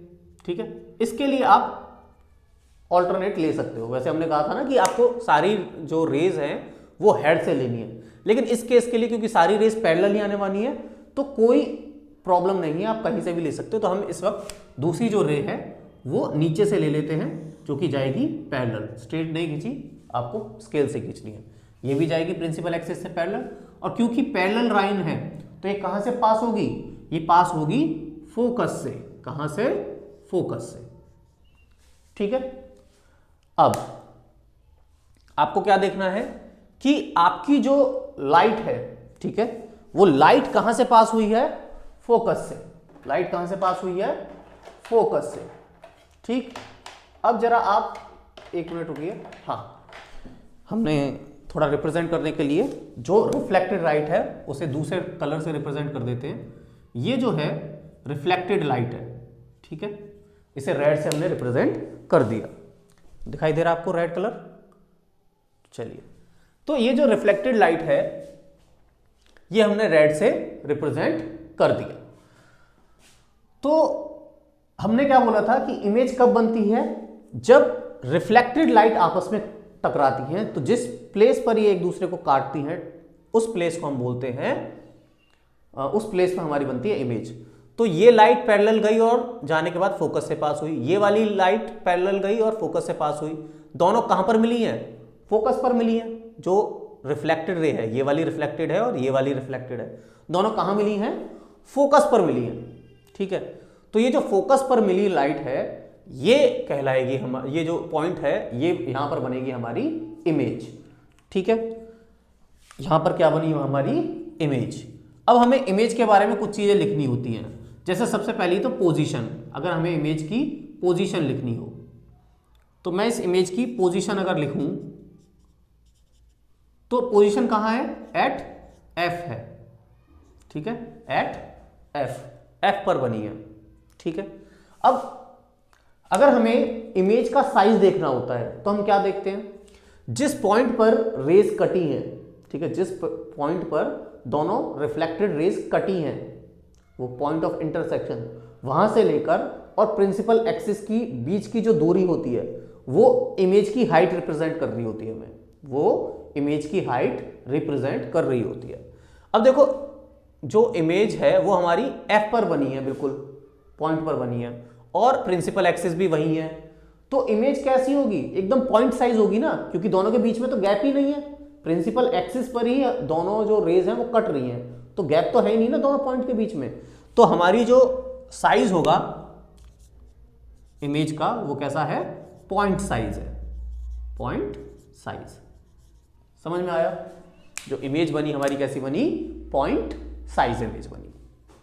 ठीक है, इसके अलावा हमने क्या कहा था कि अगर हमें पता करना है रियल या वर्चुअल, हम क्या देखते हैं कि अगर हम कोई स्क्रीन लगाएं और उस स्क्रीन पर पेपर पर अगर हमें कोई इमेज नजर आ जाए, मिल जाए, तो हम उसे रियल मानते हैं, अदरवाइज वर्चुअल मानते हैं। अब इसकी जो इमेज है, ये पेंट तो पीछे लगा हुआ है और इमेज बन रही है इसके सामने, तो अगर मैं सिर्फ इतने से पर, ठीक है, एक इतना सा पेपर यहां पर लगा दूं एफ पर, तो मुझे इमेज नजर आएगी। ठीक है, मान लो यहां पर एक कैंडल रखी हुई है, तो उस कैंडल की रोशनी मुझे यहां पर नजर आएगी, इमेज मिलेगी कैंडल की रोशनी की। ठीक है, दैट मीन्स ये क्या है, ये रियल है। क्या है, ये रियल है। तो ये मिल गया हमें नेचर, क्या मिल गया, नेचर, तो रियल है। और रियल के साथ एक चीज आप याद कर लो, हमेशा रियल जो होती है वो हमेशा इन्वर्टेड होती है। ठीक है, रियल हमेशा इन्वर्टेड होती है, उल्टी होती है। इन्वर्टेड मतलब उल्टी, रियल इमेज हमेशा इन्वर्टेड होती है। ये अभी आपको दिखाई नहीं दे रहा होगा इन्वर्टेड है, ये चीज हम अभी आगे वाले केसेस में समझ लेंगे। चलिए, तो केस नंबर 1 समझ में आ गया आपको। ठीक, चलिए अब हम समझते हैं केस नंबर 2। तो अगर हमारी ये फिर से हमने बना लिया कॉनकेव मिरर, और ये हो गया हमारा प्रिंसिपल एक्सिस, ये बना लिया हमने सेंटर ऑफ कर्वेचर, ये हो गया पोल, इसके एग्जैक्ट हाफ हम यहां पर एफ ले लेते हैं, फोकस। ठीक है, अब हमारी कंडीशन क्या है कि ऑब्जेक्ट हमारा कहां पर पहुंच गया, इंफिनिटी से अब हमने ले लिया बियॉन्ड सी। कहां ले लिया, बियॉन्ड सी, ऑब्जेक्ट ले लिया हमने बियॉन्ड सी। इस पोजीशन को बोल देंगे बियॉन्ड सी, क्या बोलेंगे, बियॉन्ड सी। ठीक है, सी से परे, पहले जो डायरेक्शन है, जो पोजीशन है, उसे बोलेंगे बियॉन्ड सी पोजीशन। ठीक है, तो हमने ऑब्जेक्ट को यहां रखा। अब पहला जो रूल है वो क्या है कि एक तो आपको लेनी पड़ेगी हमेशा पैरेलल। ठीक है, एक आपको लेनी पड़ेगी हमेशा पैरेलल, और जो पैरेलल जाएगी, ठीक है, वो कहां से पास होगी, वो पास होगी फोकस से। ठीक है, वो कहां से पास होगी, पास होगी फोकस से। ठीक है, फिर दूसरा हमने क्या बोला था कि आप दूसरी जो इमेज है वो कहां से पास करा सकते हो, सी से पास करा सकते हो, एफ से पास करा सकते हो और पी से पास करा सकते हो। अगर मैं इसे यहां तक बढ़ा दूं, ठीक है, ये अगर मिरर मैंने यहां तक बढ़ा दिया, और अब मैं अगर इसे सी से पास कराऊं, ठीक, तो ये आएगी और फिर सेम उसी रास्ते पर, ठीक है, ऐसे आई और टकराने के बाद ऐसे ही वापस चली जाएगी, सेम उसी रास्ते पर। ठीक है, इसी रास्ते पर ये वापस चली गई। ठीक है ना, क्योंकि सी से जो लाइट जाती है वो हमेशा उसी रास्ते पर वापस चली जाती है। लेने को मैं एफ से भी ले सकता हूं कि मैं एफ से लूं, वो टकराए और फिर टकराने के बाद पैरेलल चली जाए, वो टकराए और पैरेलल चली जाए, ऐसे हो सकता है ना। तो अब आप देखो कि हमारी जो इमेज है वो कहां बनेगी, इस पॉइंट तक बनेगी, क्योंकि ये रे आ रही है आपकी रिफ्लेक्टेड रे, और यहां पर टकराने के बाद यही रे वापस जा रही है रिफ्लेक्टेड रे। तो इस पॉइंट तक आपकी इमेज बनेगी कहां से, प्रिंसिपल एक्सिस से। ठीक है। तो अगर आप इसको ए बी नाम दे देते हैं, अपने ऑब्जेक्ट को ए बी नाम दे देते हैं, तो आपकी ये जो इमेज बनेगी ये ए डैश बी डैश बनेगी, ठीक है। और इसका ये हेड होगा, ठीक है, ये हो गया इसका हेड। ऑब्जेक्ट का हेड ऊपर है, इसका हेड नीचे है। तो अब आपको साफ साफ नजर आ रहा होगा, ठीक है। अगर हम सेकंड केस की बात कर लें तो सेकंड केस में पोजीशन क्या है, पोजीशन है आपकी बिटवीन सी एंड एफ। कहां बन रही है, सी और एफ के बीच में बन रही है ना। पोजीशन क्या है, बिटवीन सी एंड एफ है, ठीक है। यही लिख दूं, चलिए, बिटवीन सी एंड एफ हमारी इमेज बन रही है। दूसरी चीज क्या है आपकी, साइज। अब साइज आपको नजर आ रहा है, आपका ऑब्जेक्ट इतना बड़ा है और इमेज इतनी बड़ी है, तो छोटी है ना, साफ नजर आ रहा है। इमेज कैसी है आपकी, छोटी है। ऑब्जेक्ट इतना बड़ा है, इमेज इतनी है, तो इमेज कैसी है, छोटी है। तो इमेज बनी आपकी स्मॉलर, ठीक है, इमेज बनी स्मॉलर, ठीक है। स्मॉलर कह सकते हैं, डिमिनिश्ड कह सकते हैं, ठीक है। इसके बाद जो तीसरी चीज है दैट इज नेचर। तो नेचर आप बताइए फिर से, अगर मैं यहां पर इसी पोजीशन पर अगर एक पेपर लगा दूं तो लाइट टकराने के बाद यहां पर मुझे दिखाई देगी कि नहीं देगी, यहां पर मुझे मिलेगी ना, इमेज मिलेगी ना मुझे। तो इमेज जो मिलेगी मुझे वो इस पोजीशन पर मिल जाएगी, मैं उसे पेपर पर ले सकता हूं। दैट मीन्स इमेज कैसी हुई आपकी, रियल। और यहां ये साफ दिखाई दे रहा है कि आपका ऑब्जेक्ट ऐसे सीधा खड़ा है और इमेज उल्टी बन रही है उसके। तो कैसी है, इन्वर्टेड। कैसी है, इन्वर्टेड।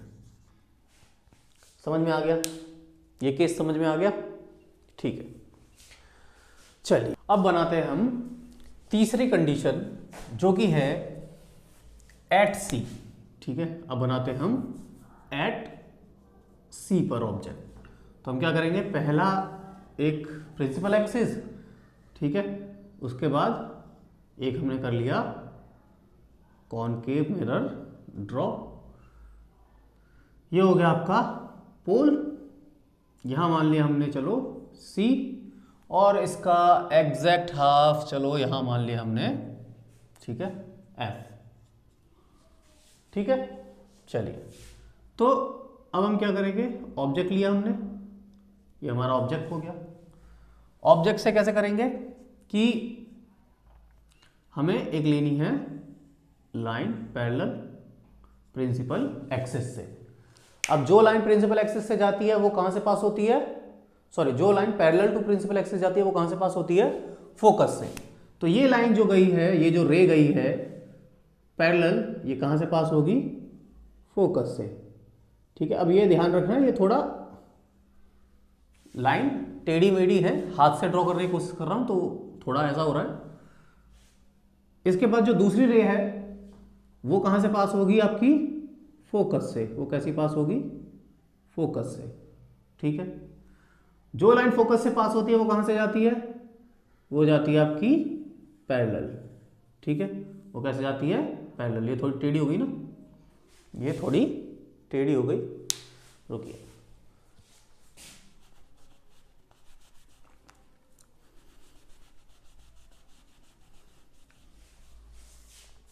ओके।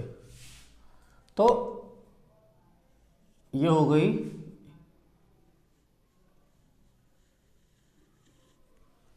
ठीक, कुछ इस तरीके से जो लाइन फोकस से जाएगी वो जाएगी पैरेलल। और ये कहां कट रही है, एग्जैक्टली कट रही है आपकी सी के नीचे, ठीक है। ये आपका सी पॉइंट है, उसी के नीचे कट रही है, ठीक है ना।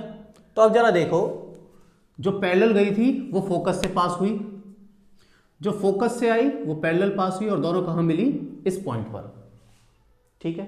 आपको नजर आ रहा है किस पॉइंट पर मिल रही है, यहां पर। तो अब आप देख के बता ही सकते हो कि पोजीशन क्या है इमेज की, इमेज की पोजीशन है एट सी, सी पर ही बन रही है। साइज का कंपेयर करें तो साइज कैसा है, सेम साइज है। जब आप स्केल से बनाएंगे तो एग्जैक्ट सेम साइज मिलेगा, ठीक है, सेम साइज है। इसके अलावा अगर हम बात करें, ये रियल है वर्चुअल है, देखो इतना समझ लो, बार बार वो स्क्रीन लगाने वाला देखने की जरूरत नहीं होती है। मिरर के केस में, ठीक है, कोई भी मिरर हो, मिरर के केस में जो सामने इमेज बनेगी, ठीक है, तो सामने तो आप लाइट पा ही सकते हो ना, रिफ्लेक्टेड रे सामने ही आएगी ना, लाइट रिफ्लेक्ट होकर सामने आएगी, तो आपको तो जो लाइट है वो पेपर पर सामने ही मिलेगी ना, उसके पीछे तो मिल नहीं सकती है। इसलिए जो भी इमेज सामने बनेगी वो कैसी होगी, रियल होगी। तो इस केस में भी इमेज मिरर के सामने बन रही है तो ये कैसी है, रियल है, और साफ नजर आ रही है, ये उल्टी इमेज है, ऑब्जेक्ट आपका ऊपर की ओर है और इसका हेड नीचे की ओर है, तो इन्वर्टेड है। समझ में आया? कोई प्रॉब्लम है इसमें? नहीं है। देखो जब तक प्रैक्टिस नहीं करोगे ना तब तक कुछ नहीं होगा, ठीक है, आपको प्रैक्टिस करनी है और प्रैक्टिस करने के बाद ही आपको ये रिजल्ट मिलेंगे, ठीक है। इसके अलावा एक जो ना कमी हो जाती है, वो कई बार क्या हो जाती है कि हम क्या करते हैं, जैसे मैंने यहाँ ये जो मिरर है ये बहुत ज़्यादा कर्व्ड ले लिया है, इस कर्व्ड लेने के चक्कर में ना थोड़ी सी इनएक्यूरेसी आ जाती है। होता क्या है कि ये जो पोल है ना एक्चुअली एग्जैक्ट इसके ऊपर नहीं होता, थोड़ा सा आगे होता है, ठीक है, अपर्चर होता है एक। अपर्चर क्या होता है कि ये अगर मिरर है, आपका स्फेरिकल मिरर है, तो इनके एंड से, ठीक है, अगर मैं कोई लाइन ड्रॉ करता हूं ऐसे, तो ये इस पॉइंट पर P माना जाता है आपका बेसिकली, ठीक है। लेकिन रियल लाइफ में ये जो स्फेरिकल मिरर्स यूज होते हैं, ये मैंने दिखाने के लिए आपको इतने कर्व्ड बना दिए हैं, लेकिन असल में इतने कर्व्ड नहीं होते, बहुत हल्के से, लगभग हल्के से ऐसे इतने से कर्व्ड होंगे, नजर आ रहा है, हल्के से कर्व्ड बिल्कुल, ठीक है ना, ऐसे थोड़ी कर्व्ड नजर होंगे। ऐसे आपने कभी कोई मिरर देखा है जो इतना कर्व्ड होता है, ठीक है, जैसे आपके मैं बोल रहा हूँ कॉन्वेक्स मिरर है जो आपके बाइक के शीशों में या गाड़ियों के शीशों में लगा हुआ, क्या इतना मुड़ा हुआ है? वो नहीं ना, इतना मुड़ा हुआ था कि आपको नजर भी नहीं आता, हल्का सा पता भी नहीं चलता, बिल्कुल हल्का सा टिल्ट होता है, ठीक है ना। ये जो हल्का सा है इससे ना फिर फर्क नहीं पड़ता कि पॉइंट यहां पर बना दूं मैं थोड़ा सा, या अगर वो बिल्कुल इस तरीके से कर्व्ड है, ठीक है, ये ऐसे कर्व्ड है, ये हल्का सा, तो फर्क नहीं पड़ता कि मैं इस पे बनाऊं या इतना बनाऊं, ठीक है, वो हल्का सा अंतर पता चलता नहीं है, इसलिए हम P पे ही मान लेते हैं। पर अगर मैं इतना कर्व्ड बनाऊंगा तो मुझे P यहां पर लेना पड़ेगा, ठीक है, जो इसका MN पॉइंट है ये, और ये जो एंड है ना, इससे अगर मैं कोई लाइन ड्रॉ करता हूं तो मुझे P यहां लेना पड़ेगा, वो थोड़ी इनएक्यूरेसी आ जाती है। इसीलिए कहते हैं जब आप ड्रॉ करो, जो भी आप ड्रॉ करोगे ना स्फेरिकल मिरर, वो थोड़ा ज़्यादा उसका लेना रेडियस का, ठीक है, वो ज़्यादा रेडियस लेकर, जैसे 10 सेंटीमीटर का ले लिया तो ड्रॉ किया हल्का सा, और इतना बड़ा भी ड्रॉ करने की जरूरत नहीं होती, आपको छोटा ड्रॉ करना होता है बेसिकली, ठीक है ना, समझ में आया? तो ये आपको यहाँ पर मिल गया। बाकी जब तक पेन पेपर उठाकर ट्राई नहीं करोगे आपको कोई रिजल्ट नहीं मिलेगा। इसके बाद अब बात करते हैं हम चौथी कंडीशन की, जो कि है आपकी C का हो गया। अब बिटवीन C एंड F की पोजीशन की बात करें, ठीक है, बिटवीन C एंड F, नजर आ रहा है आपको जी, ठीक है। तो अब हम क्या करेंगे, फिर से वही कि प्रिंसिपल एक्सिस, ये हमारा हो गया स्फेरिकल मिरर, कॉनकेव मिरर, ठीक है, हमने यहां ले लिया क्या, चलो यहां F ले लेते हैं, ठीक है। तो इस हिसाब से यहां हो गया मेरा C, ठीक है। तो अगर मैं यहां लेता हूं, ठीक है, ऑब्जेक्ट मैंने ले लिया बिटवीन C एंड F, तो पहली तो वही कि एक लाइन लूंगा मैं पैरेलल, और जो लाइन जाएगी पैरेलल उसे पास करना है मुझे फोकस से, ठीक है। फिर दूसरी चीज मैं क्या ले सकता हूं, मैं ले सकता हूं कि ये पास हो कहां से, F से, ठीक है, ये पास हो F से। अगर ये पास होगा F से, ये थोड़ा सीधा ले लेते हैं, ये थोड़ा नीचे बढ़ा देते हैं ताकि आपको टकराती हुई नजर आए। ये पास हुआ F से और ये जाएगी पैरेलल, ठीक है, कहाँ कटी, इस पॉइंट पर कटी, ठीक है। अब आप देखो आपकी इमेज बनी, ये थोड़ा इसे इस तरफ मान लेना, ठीक है, ये आपकी बनी इमेज, ठीक, तो अब आपको साफ नजर आ रहा है कि आपकी जो इमेज बनी है वो ऑब्जेक्ट से, ठीक है, आपकी ये जो इमेज बनी है ये ऑब्जेक्ट से बड़ी है। अगर मुझे लिखना हो तो आप खुद बताइए अब कि पोजीशन क्या होगी। पोजीशन क्या है? बियॉन्ड सी है, क्योंकि सी से पहले अगर कोई चीज होती है तो उस पोजीशन को क्या बोलते हैं हम? Beyond C. तो आपकी पोजीशन हो गई बियॉन्ड सी, ठीक है। फिर अगर हम बात कर ले क्या बात कर रहे हैं? साइज की।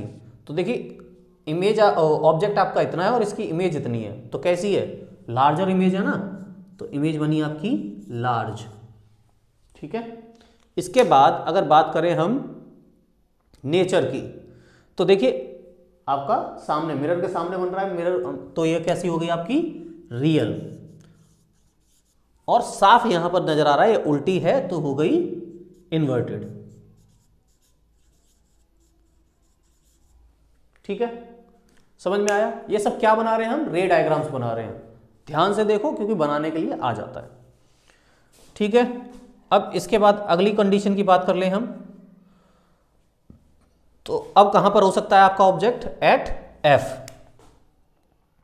ऑब्जेक्ट कहां हो सकता है अब? At F. अगली पोजीशन ऑब्जेक्ट एट एफ, ठीक है। तो हम क्या करेंगे? पहले एक बना लेंगे, एक प्रिंसिपल एक्सिस, ये बन गया हमारा मिरर, ठीक है। आई थिंक थोड़ा सा आप दूसरा ले लेते हैं, ठीक है।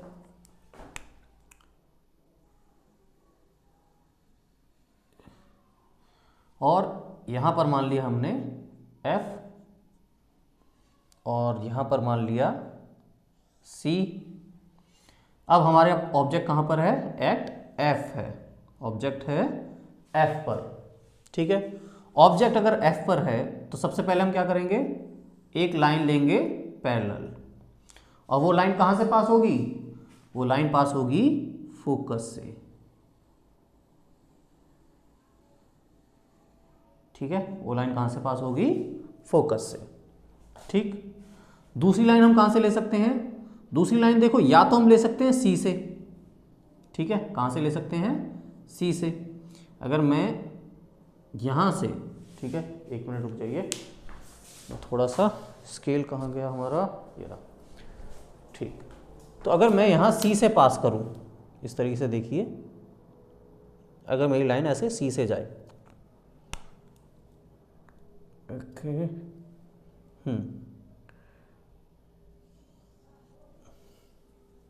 ठीक है, मैंने लिया सी से पास करने के लिए, तो पहले तो लाइन जाएगी, ठीक, आगे की ओर, उसके बाद वो वापस उसी डायरेक्शन पर टकराने के बाद पीछे की ओर आ जाएगी, ठीक है।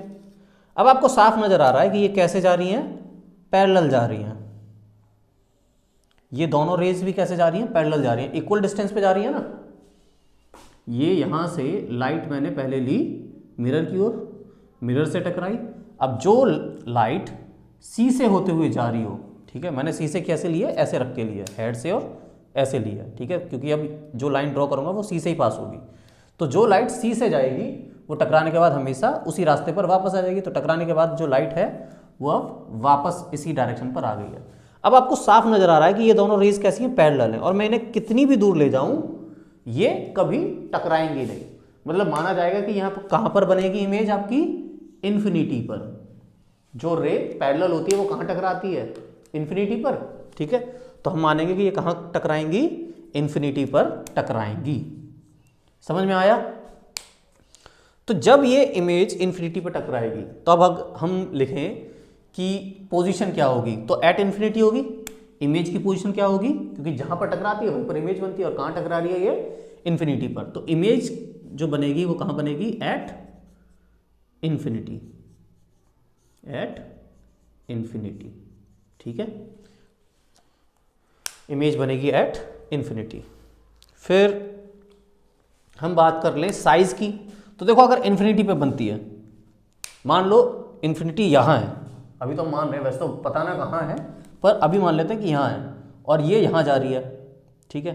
एक्सिस सीधे हम लेंगे तो यहाँ, और इमेज मान लो यहाँ बन रही है हमारी, तो ऑब्जेक्ट तो हमारा इतना सा है और इमेज कितनी है, इतनी बड़ी बनेगी। फिर तो जहाँ टकराएगी वहाँ से लेकर प्रिंसिपल एक्सिस के बीच में, और जितने आगे जाते जाओगे इमेज उतनी बड़ी होती जाएगी।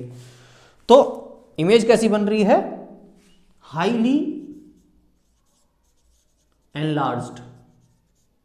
कैसी बन रही है, हाईली एनलार्ज्ड, बहुत ज्यादा बड़ी बन रही है, ठीक है।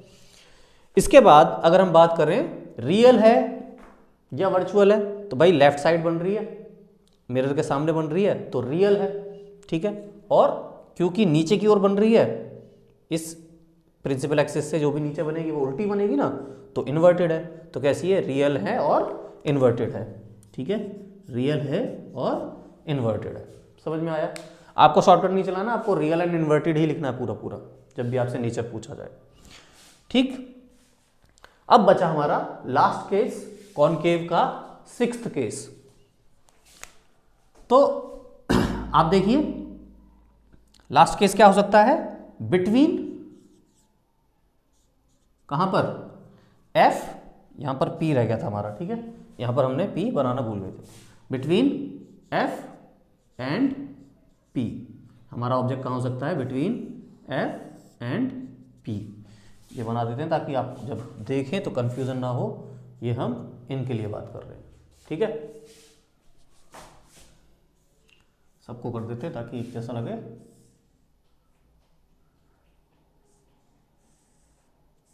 ठीक है। और ये एट इन्फिनिटी,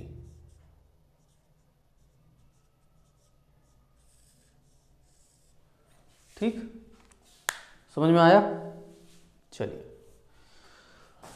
तो अब हम बात करते हैं लास्ट केस जो हमारा F और P के बीच में बनेगा। तो ये हो गया हमारा मिरर,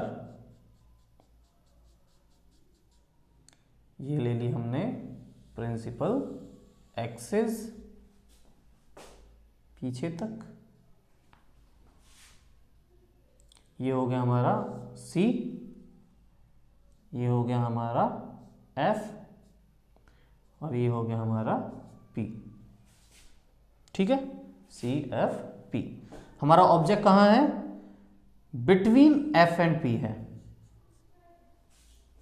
ठीक है, बिटवीन F एंड P है। अब पहली रे हमें लेनी है हमेशा पैरेलल, और जो जाएगी पैरेलल वो कहाँ से पास आउट होगी, वो होगी फोकस से, वो होगी फोकस से। पर ऑब्जेक्ट से टकरा जाएगी ये लाइन, तो हम इसे डैश डैश करके मानेंगे कि ये कहाँ से पास हो रही है, फोकस से पास हो रही है, ठीक है। तो ये लाइन पास हो रही है फोकस से, समझ में आ गया। जो पैरेलल जाएगी वो फोकस से पास होगी, पर बीच में तो ऑब्जेक्ट खुद ही आ गया ना, तो हम मानेंगे कि ये फोकस से पास हो रही है, पास फोकस से ही होगी, ठीक है। अब जो दूसरी रे है वो आप कहाँ से ले सकते हो, सी से ले सकते हो, ठीक है। चलो हम सी से ले लेते हैं। अगर मैंने इसे सी से लिया तो जो लाइन जाएगी, जो रे जाएगी सी से पास होती हुई, वो सीधे जाएगी और सीधे जाने के बाद टकराकर वापस आ जाएगी उसी रास्ते पर, ठीक है। जो लाइन सीधे जाएगी वो टकराने के बाद वापस आ जाएगी, ठीक है। ये आ गई यहाँ पर वापस, समझ में आया, कोई इशू, ठीक। अब देखो यहाँ से ये रे गई इधर, यहाँ से रे गई इधर, क्या ये दोनों रे, रिफ्लेक्टेड रे इस साइड पर यहाँ पर कट सकती हैं, क्या ये दोनों इधर कट सकती हैं, क्योंकि ये तो अब जैसे जैसे आगे जाती जाएंगी ये दूर होती जाएंगी, है ना, ऐसे जाएंगी तो ये दूर होती जाएंगी, तो इस साइड पे तो कभी कट ही नहीं सकती। ये कटेंगी कहाँ, इस साइड पर यहाँ तो मिरर के अंदर है, तो हम मानेंगे कि ये वर्चुअली मिरर के अंदर जा रही है लाइट। कैसे जा रही है, वर्चुअली मिरर के अंदर जा रही है, तो हम इसे जो वर्चुअली मानते हैं उसे डैश डैश करके रिप्रेजेंट कर लेते हैं ताकि प्रॉब्लम ना हो, ठीक है। ऐसे ये जाएगी वर्चुअली, ठीक है,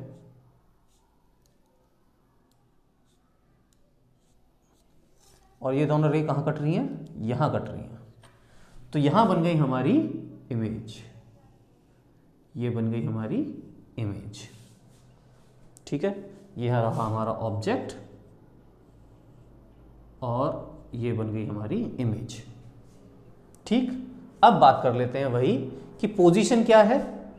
पोजीशन हमारी बिहाइंड द मिरर। अब इमेज कहां बन रही है हमारी, मिरर के पीछे बन रही है, मिरर के सामने नहीं बन रही, मिरर के पीछे बन रही है। तो पोजीशन क्या है, बिहाइंड द मिरर। ठीक है, दूसरी बात कि हमारा साइज क्या है, देखो इमेज इतनी है और सॉरी ऑब्जेक्ट इतना है और इमेज इतनी बड़ी है, तो साइज कैसा है, एनलार्ज्ड है, बड़ा है। साइज कैसा है, एनलार्ज्ड, साइज है आपका एनलार्ज्ड। ठीक, इसके अलावा नजर तो आ रहा है ना आपको, इसके अलावा जो आपका क्या रहेगा, हाँ रियल या वर्चुअल।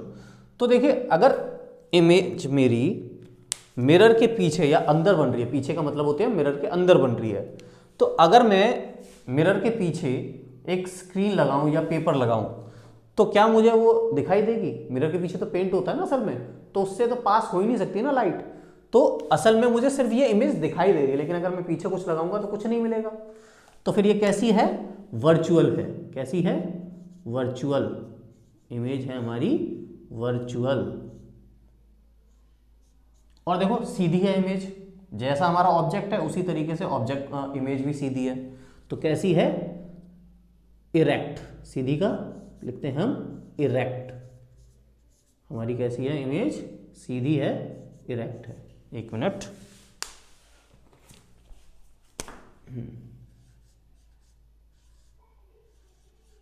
कैसी है, सीधी है।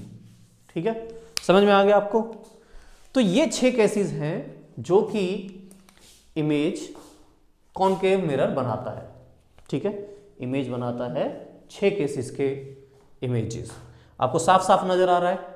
ठीक है, आप अपनी बुक में देखना, एनसीईआरटी की बुक में ये सारे केसेस बने हुए हैं, अच्छे से बने हुए हैं। अब आपको क्या करना है, आपका होमवर्क है ये, अब जब आपने वीडियो देख ली है तो प्लीज अब एक बार ये सारे के सारे जैसे बनाए हैं, बताए हैं, उसी तरीके से प्रैक्टिस करने हैं। स्केल का यूज़ कीजिए। ठीक है, और एटलीस्ट 10 सेंटीमीटर का आप रेडियस लेकर थोड़ा सा छोटा सा ड्रॉ कीजिएगा। ठीक है, मान लो 10 सेंटीमीटर के लिए तो बस इतना सा ड्रॉ करना है आपको। ठीक है, इतना सा मिरर ड्रॉ करना है। ऐसा नहीं आपने पूरा कर्व्ड बना दिया ऐसे, नहीं, आपको छोटा सा बनाना है। आपने लाइन ड्रॉ करी और इतना सा बनाना है। ठीक है, फिर आप उसी के बराबर लगभग इमेज ले लीजिएगा, ऑब्जेक्ट ले लीजिएगा। ठीक है, जो उस मिरर के अंदर आ जाए, और आप इस तरीके से ड्रॉ करके देखिए। आपको रे डायग्राम बनाने के लिए आ ही सकता है, ये समझ के रखिए।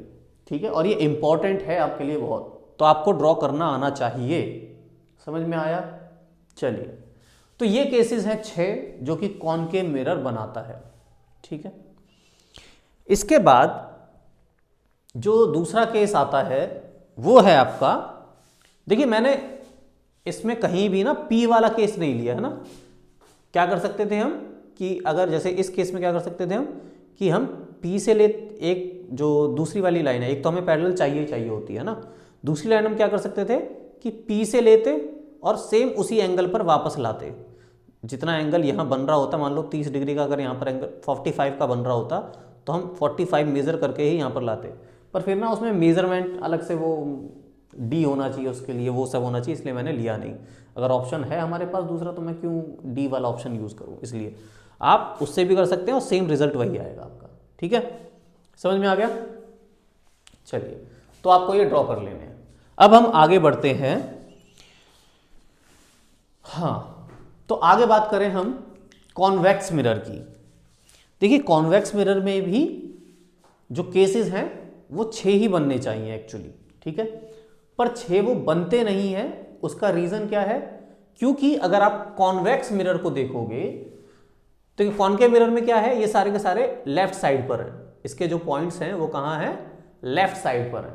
तो आपको ऑब्जेक्ट रखने की 6 जगह मिल गई कि इन्फिनिटी पर हो सकता है, फिर C से पहले हो सकता है, फिर C पर हो सकता है, फिर C और F के बीच में हो सकता है, फिर F पर हो सकता है और F और P के बीच में हो सकता है। ये सारी जगह हो सकती है जहां पर हम ऑब्जेक्ट को रख सकते हैं। पर अगर हम बात करें कॉन्वेक्स मिरर की, ठीक है, अगर हम बात करें कॉन्वेक्स मिरर की, तो इसे थोड़ा रब कर लेते हैं। चलिए, तो अब हम बात करते हैं कॉन्वेक्स मिरर की, ठीक है। तो केसेस बात करते हैं कॉन्वेक्स मिरर की।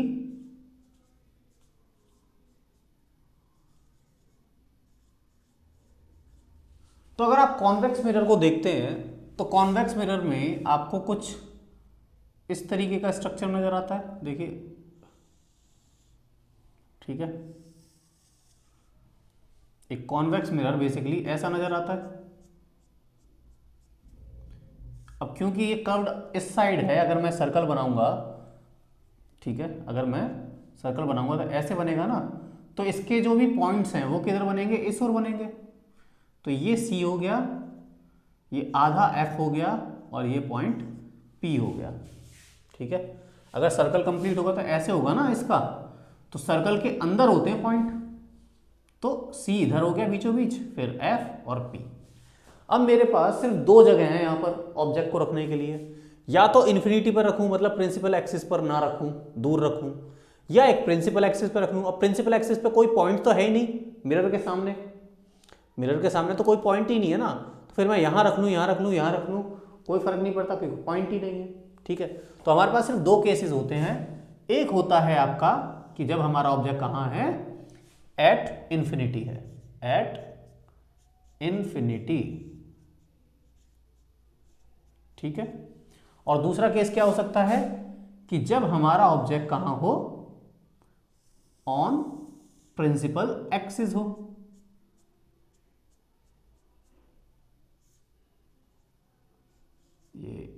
ये C ले लिया और ये F ले लिया, और ऑब्जेक्ट हमारा हो at principal, at principal axis, ठीक है। ये दो पोजीशन हो सकती हैं जहां पर हमारा ऑब्जेक्ट हो सकता है। समझ में आया ना, क्यों दो पोजीशन है, क्योंकि मिरर के सामने कोई पॉइंट ही नहीं है, तो अब दो ही पोजीशन बचती हैं, या तो इसके ऊपर रख लो या इससे आगे रख लो। तो अगर हम पहले केस की बात करें एट इन्फिनिटी की, तो वही चीज, अगर कोई चीज ऑब्जेक्ट पर है तो उससे आने वाली सारी रेस कैसी होंगी, पैरेलल होंगी, और जो रेस पैरेलल होंगी, ठीक है, ऐसे ड्रॉ कर देंगे, पैरेलल रेस जाएंगी, और जो रेस पैरेलल होंगी वो कहां से पास होंगी, वो पास होंगी फोकस से। वो कहां से पास होंगी, पास होंगी फोकस से। अब वही बात, क्योंकि मिरर है तो लाइट अंदर तो चली नहीं जाएगी, टकरा कर तो जाएगी वापस ही, तो ये जाएगी टकरा कर वापस, लाइट जाएगी ऐसे, लाइट आई ऐसे और टकरा कर चली गई वापस।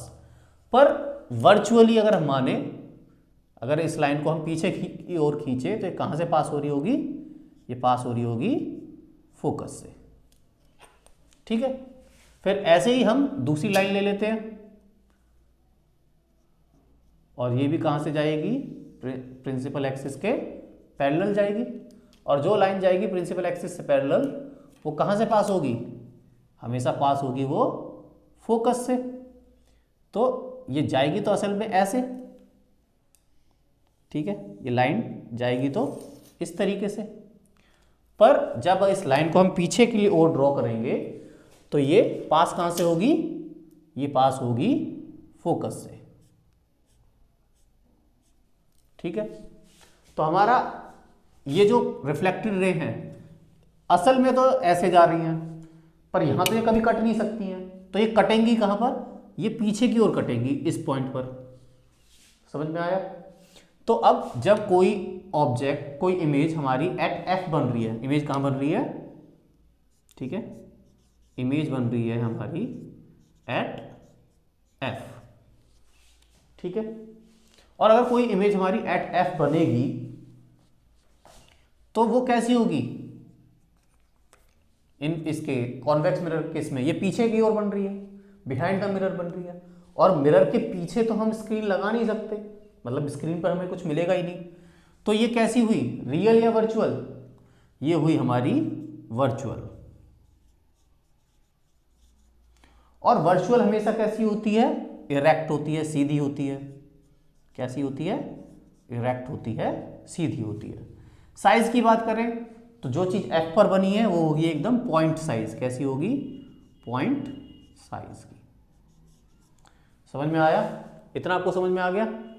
चलिए, ये हो गया पहला केस एट इन्फिनिटी। अब बात कर लेते हैं केस नंबर सेकंड की, जो कि है हमारा एट प्रिंसिपल एक्सिस। तो अब इसके लिए फिर से वही कि हम पहले एक लाइन खींचेंगे पैरेलल प्रिंसिपल एक्सिस से, और जो लाइन पैरेलल जाएगी वो कहां से पास होगी, फोकस से होगी। कहां से होगी, फोकस से होगी। टकराने के बाद ये ऐसे चली जाएगी। रियल लाइफ में तो वह ऐसे जाएगी, पर अगर इस लाइन को हम पीछे की ओर खींच दे तो क्या होगा, ये कहां से पास हो रही होगी, फोकस से पास हो रही होगी। ठीक है, ये कहां से पास हो रही है, फोकस से पास हो रही है। इसके बाद हम दूसरा केस क्या ले सकते हैं, हम सी वाला केस ले सकते हैं। ठीक है, कि जो लाइन सी से पास होती है, जो लाइन सी से होकर जाती है वो असल में आने के बाद सी से टकराकर वापस चली जाती है। आने के बाद वो सीधे वापस चली जाती है। तो अगर मैं इसे ऐसे रख रहा हूं, ठीक है, और ये लाइन आई तो ये टकराकर पीछे ऐसे वापस चली जाएगी। ठीक है, पर अगर मैं इसे पीछे की ओर खींचूं, अगर मैं इसे मिरर के पीछे की ओर खींचूं तो ये कहां से पास हो रही है, ये पास हो रही है सी से। असल में पास हो रही है ये सी से पीछे की ओर वर्चुअली। अब ये दोनों जो लाइन इधर तो कट ही नहीं सकती क्योंकि ये लाइन इधर जा रही है और ये लाइन इधर जा रही है, तो कहां कटेगी, ये मिरर के पीछे। मिरर के पीछे कट रही है कहां, यहां पर। तो इमेज बनी मेरी कहां पर, बिटवीन P एंड F। कहां बनी इमेज मेरी, बिटवीन P एंड F। ठीक है, इमेज बनी मेरी बिटवीन P एंड F। अब अगर बात कर ले हम साइज की, तो साइज पता है आपको, दिखाई दे रहा है साफ साफ। साइज है हमारा स्मॉलर। इमेज कैसी बनी हमारी, छोटी बनी है, स्मॉलर साइज की बनी है। ठीक है, इसके बाद जो लास्ट चीज है हमारी कैसी है, किसकी बात करते हैं हम, वर्चुअल। ठीक है, तो अगर कोई चीज, कोई इमेज हमारी मिरर के पीछे बनी है तो वो कैसी है, वर्चुअल है, क्योंकि हमें वो स्क्रीन पर तो मिल ही नहीं सकती है। और जो चीज वर्चुअल होगी वो सीधी होगी, और यहां तो साफ ही दिखाई दे रहा है। वहां तो चलो पॉइंट साइज थी तो हमें पता नहीं चल रहा था, यहां तो साफ दिखाई दे रहा है ना, ये भी सीधी है और ये भी सीधी है। तो कैसी है, इरेक्ट। कैसी है, इरेक्ट है। समझ में आ गया। ये हैं रे डायग्राम्स जो कि आपको बनाने आने चाहिए। तो कॉन्वेक्स केस के, कॉन्वेक्स मिरर के केस में आपके दो ही डायग्राम बनते हैं जो कि हैं ये। आई होप आपको इतना हो गया होगा क्लियर। अगर ये आपको हो चुका है क्लियर तो वेरी गुड। रिफ्लेक्शन यहां बस खत्म ही होने वाला है, क्योंकि बीच में हमारा एक टॉपिक और रह गया, that is laws of reflection. ठीक है, हमने लगभग पूरा कंप्लीट कर दिया ये रिफ्लेक्शन, और हमारा एक छोटा सा टॉपिक रह गया, लॉज ऑफ रिफ्लेक्शन। तो चलो वो बात कर लेते हैं। देखो, कोई भी अगर रिफ्लेक्टिव सरफेस है आपके पास, तो रिफ्लेक्शन के ना दो ही लॉज हैं। क्या है, पहला लॉ तो ये कहता है कि जब रिफ्लेक्शन होता है, रिफ्लेक्शन फेनोमेना होता है, तो एक जो इंसिडेंट रे है, दूसरी रिफ्लेक्टेड रे है, तीसरी नॉर्मल रे है, नॉर्मल, और चौथी पॉइंट ऑफ इंसिडेंस। ये सारे के सारे एक सिंगल प्लेन में होते हैं, एक ही प्लेन के अंदर होते हैं। कहने का क्या मतलब है, कहने का मतलब है कि अगर हम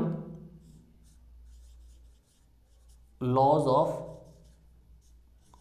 रिफ्लेक्शन की बात कर रहे हैं, ठीक है, तो पहला लॉ क्या कहता है आपका, जैसे अगर मैं यहां पर,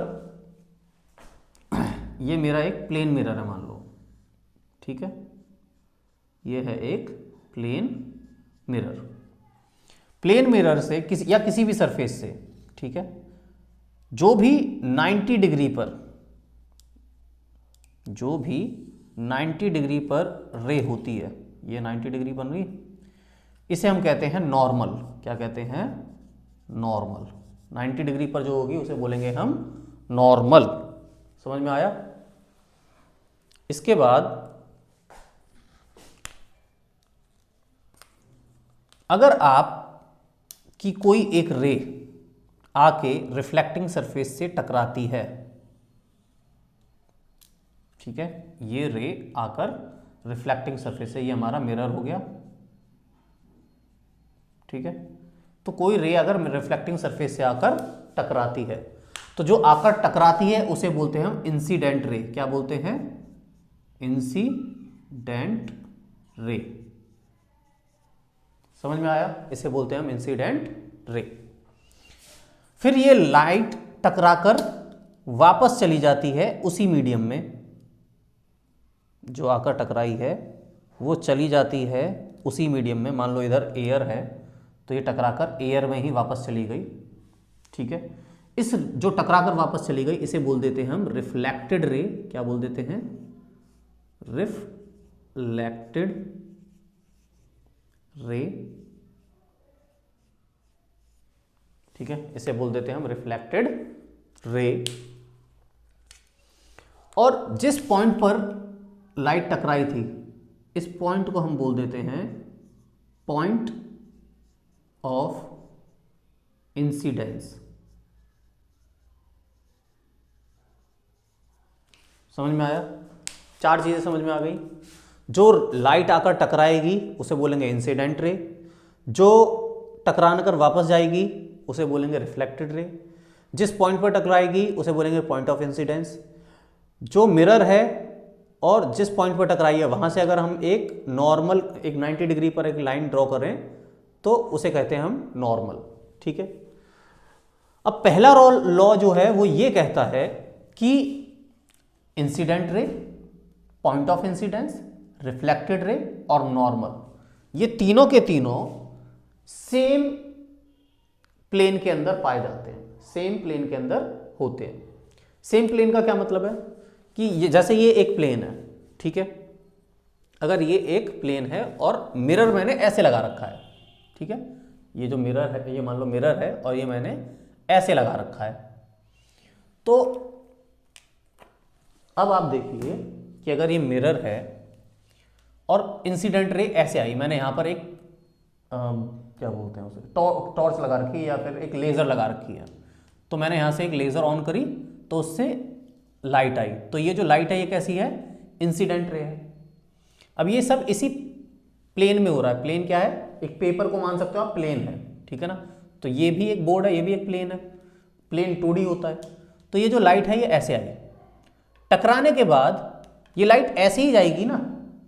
तो अब आप देखो ये जो लाइट आई वो भी बिल्कुल इसी पेपर पर चल रही है, जो टकरा कर गई वो भी इसी पेपर पर चल रही है। यहाँ पर जो नॉर्मल हम इमेजिन नॉर्मल खींचेंगे वो भी इसी पेपर पर ड्रॉ होगी, और जो पॉइंट ऑफ इंसिडेंस होगा वो भी इसी पेपर पर होगा। ये सारे के सारे इसी पेपर पर, इसी प्लेन पर है ना, इसलिए हम कहेंगे कि ये चारों चीज़ें एक सेम प्लेन पर पड़ी रहती हैं या होती हैं, ठीक है। कहने का मतलब यह है कि अगर लाइट ऐसे आई, आने के बाद ऐसे तो नहीं चली जाएगी।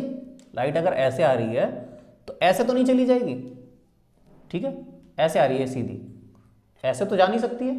लाइट ऐसे आई है तो टकराकर ऐसे ही जाएगी।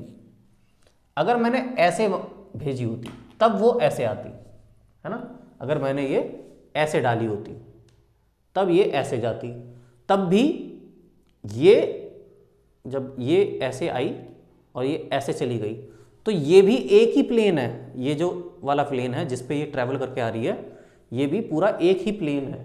तो हमेशा एक प्लेन पर लाई करती हैं ये चारों चीज़ें। समझ में आया? ठीक है, तो इसे कहते हैं हम कि फर्स्ट लॉ है आपका कि इंसिडेंट रे, ठीक है, रिफ्लेक्टेड रे, नॉर्मल।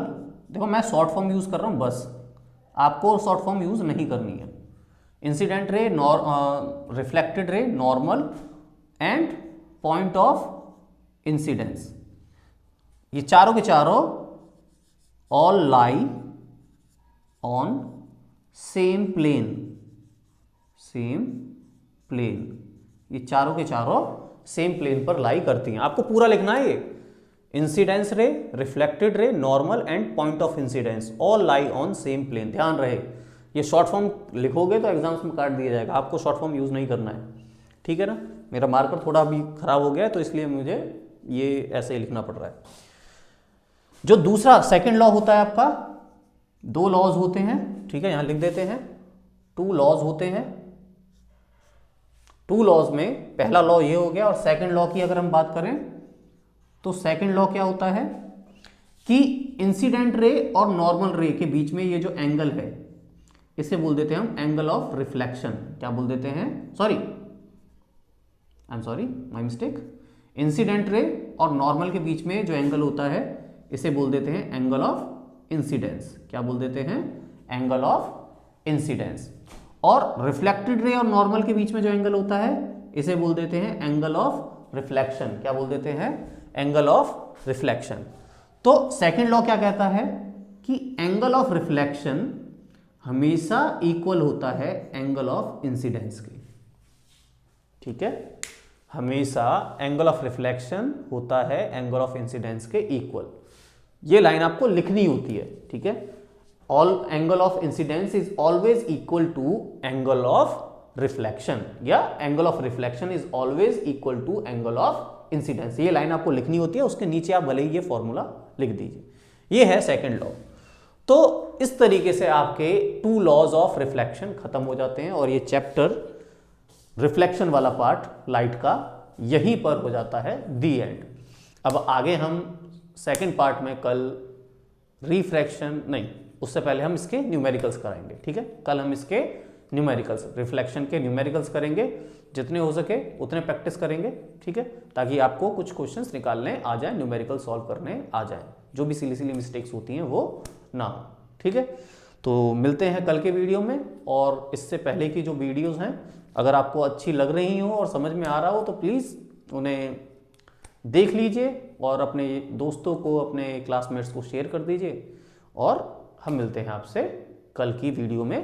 प्रैक्टिस के लिए कल तैयार रहिएगा, ठीक है।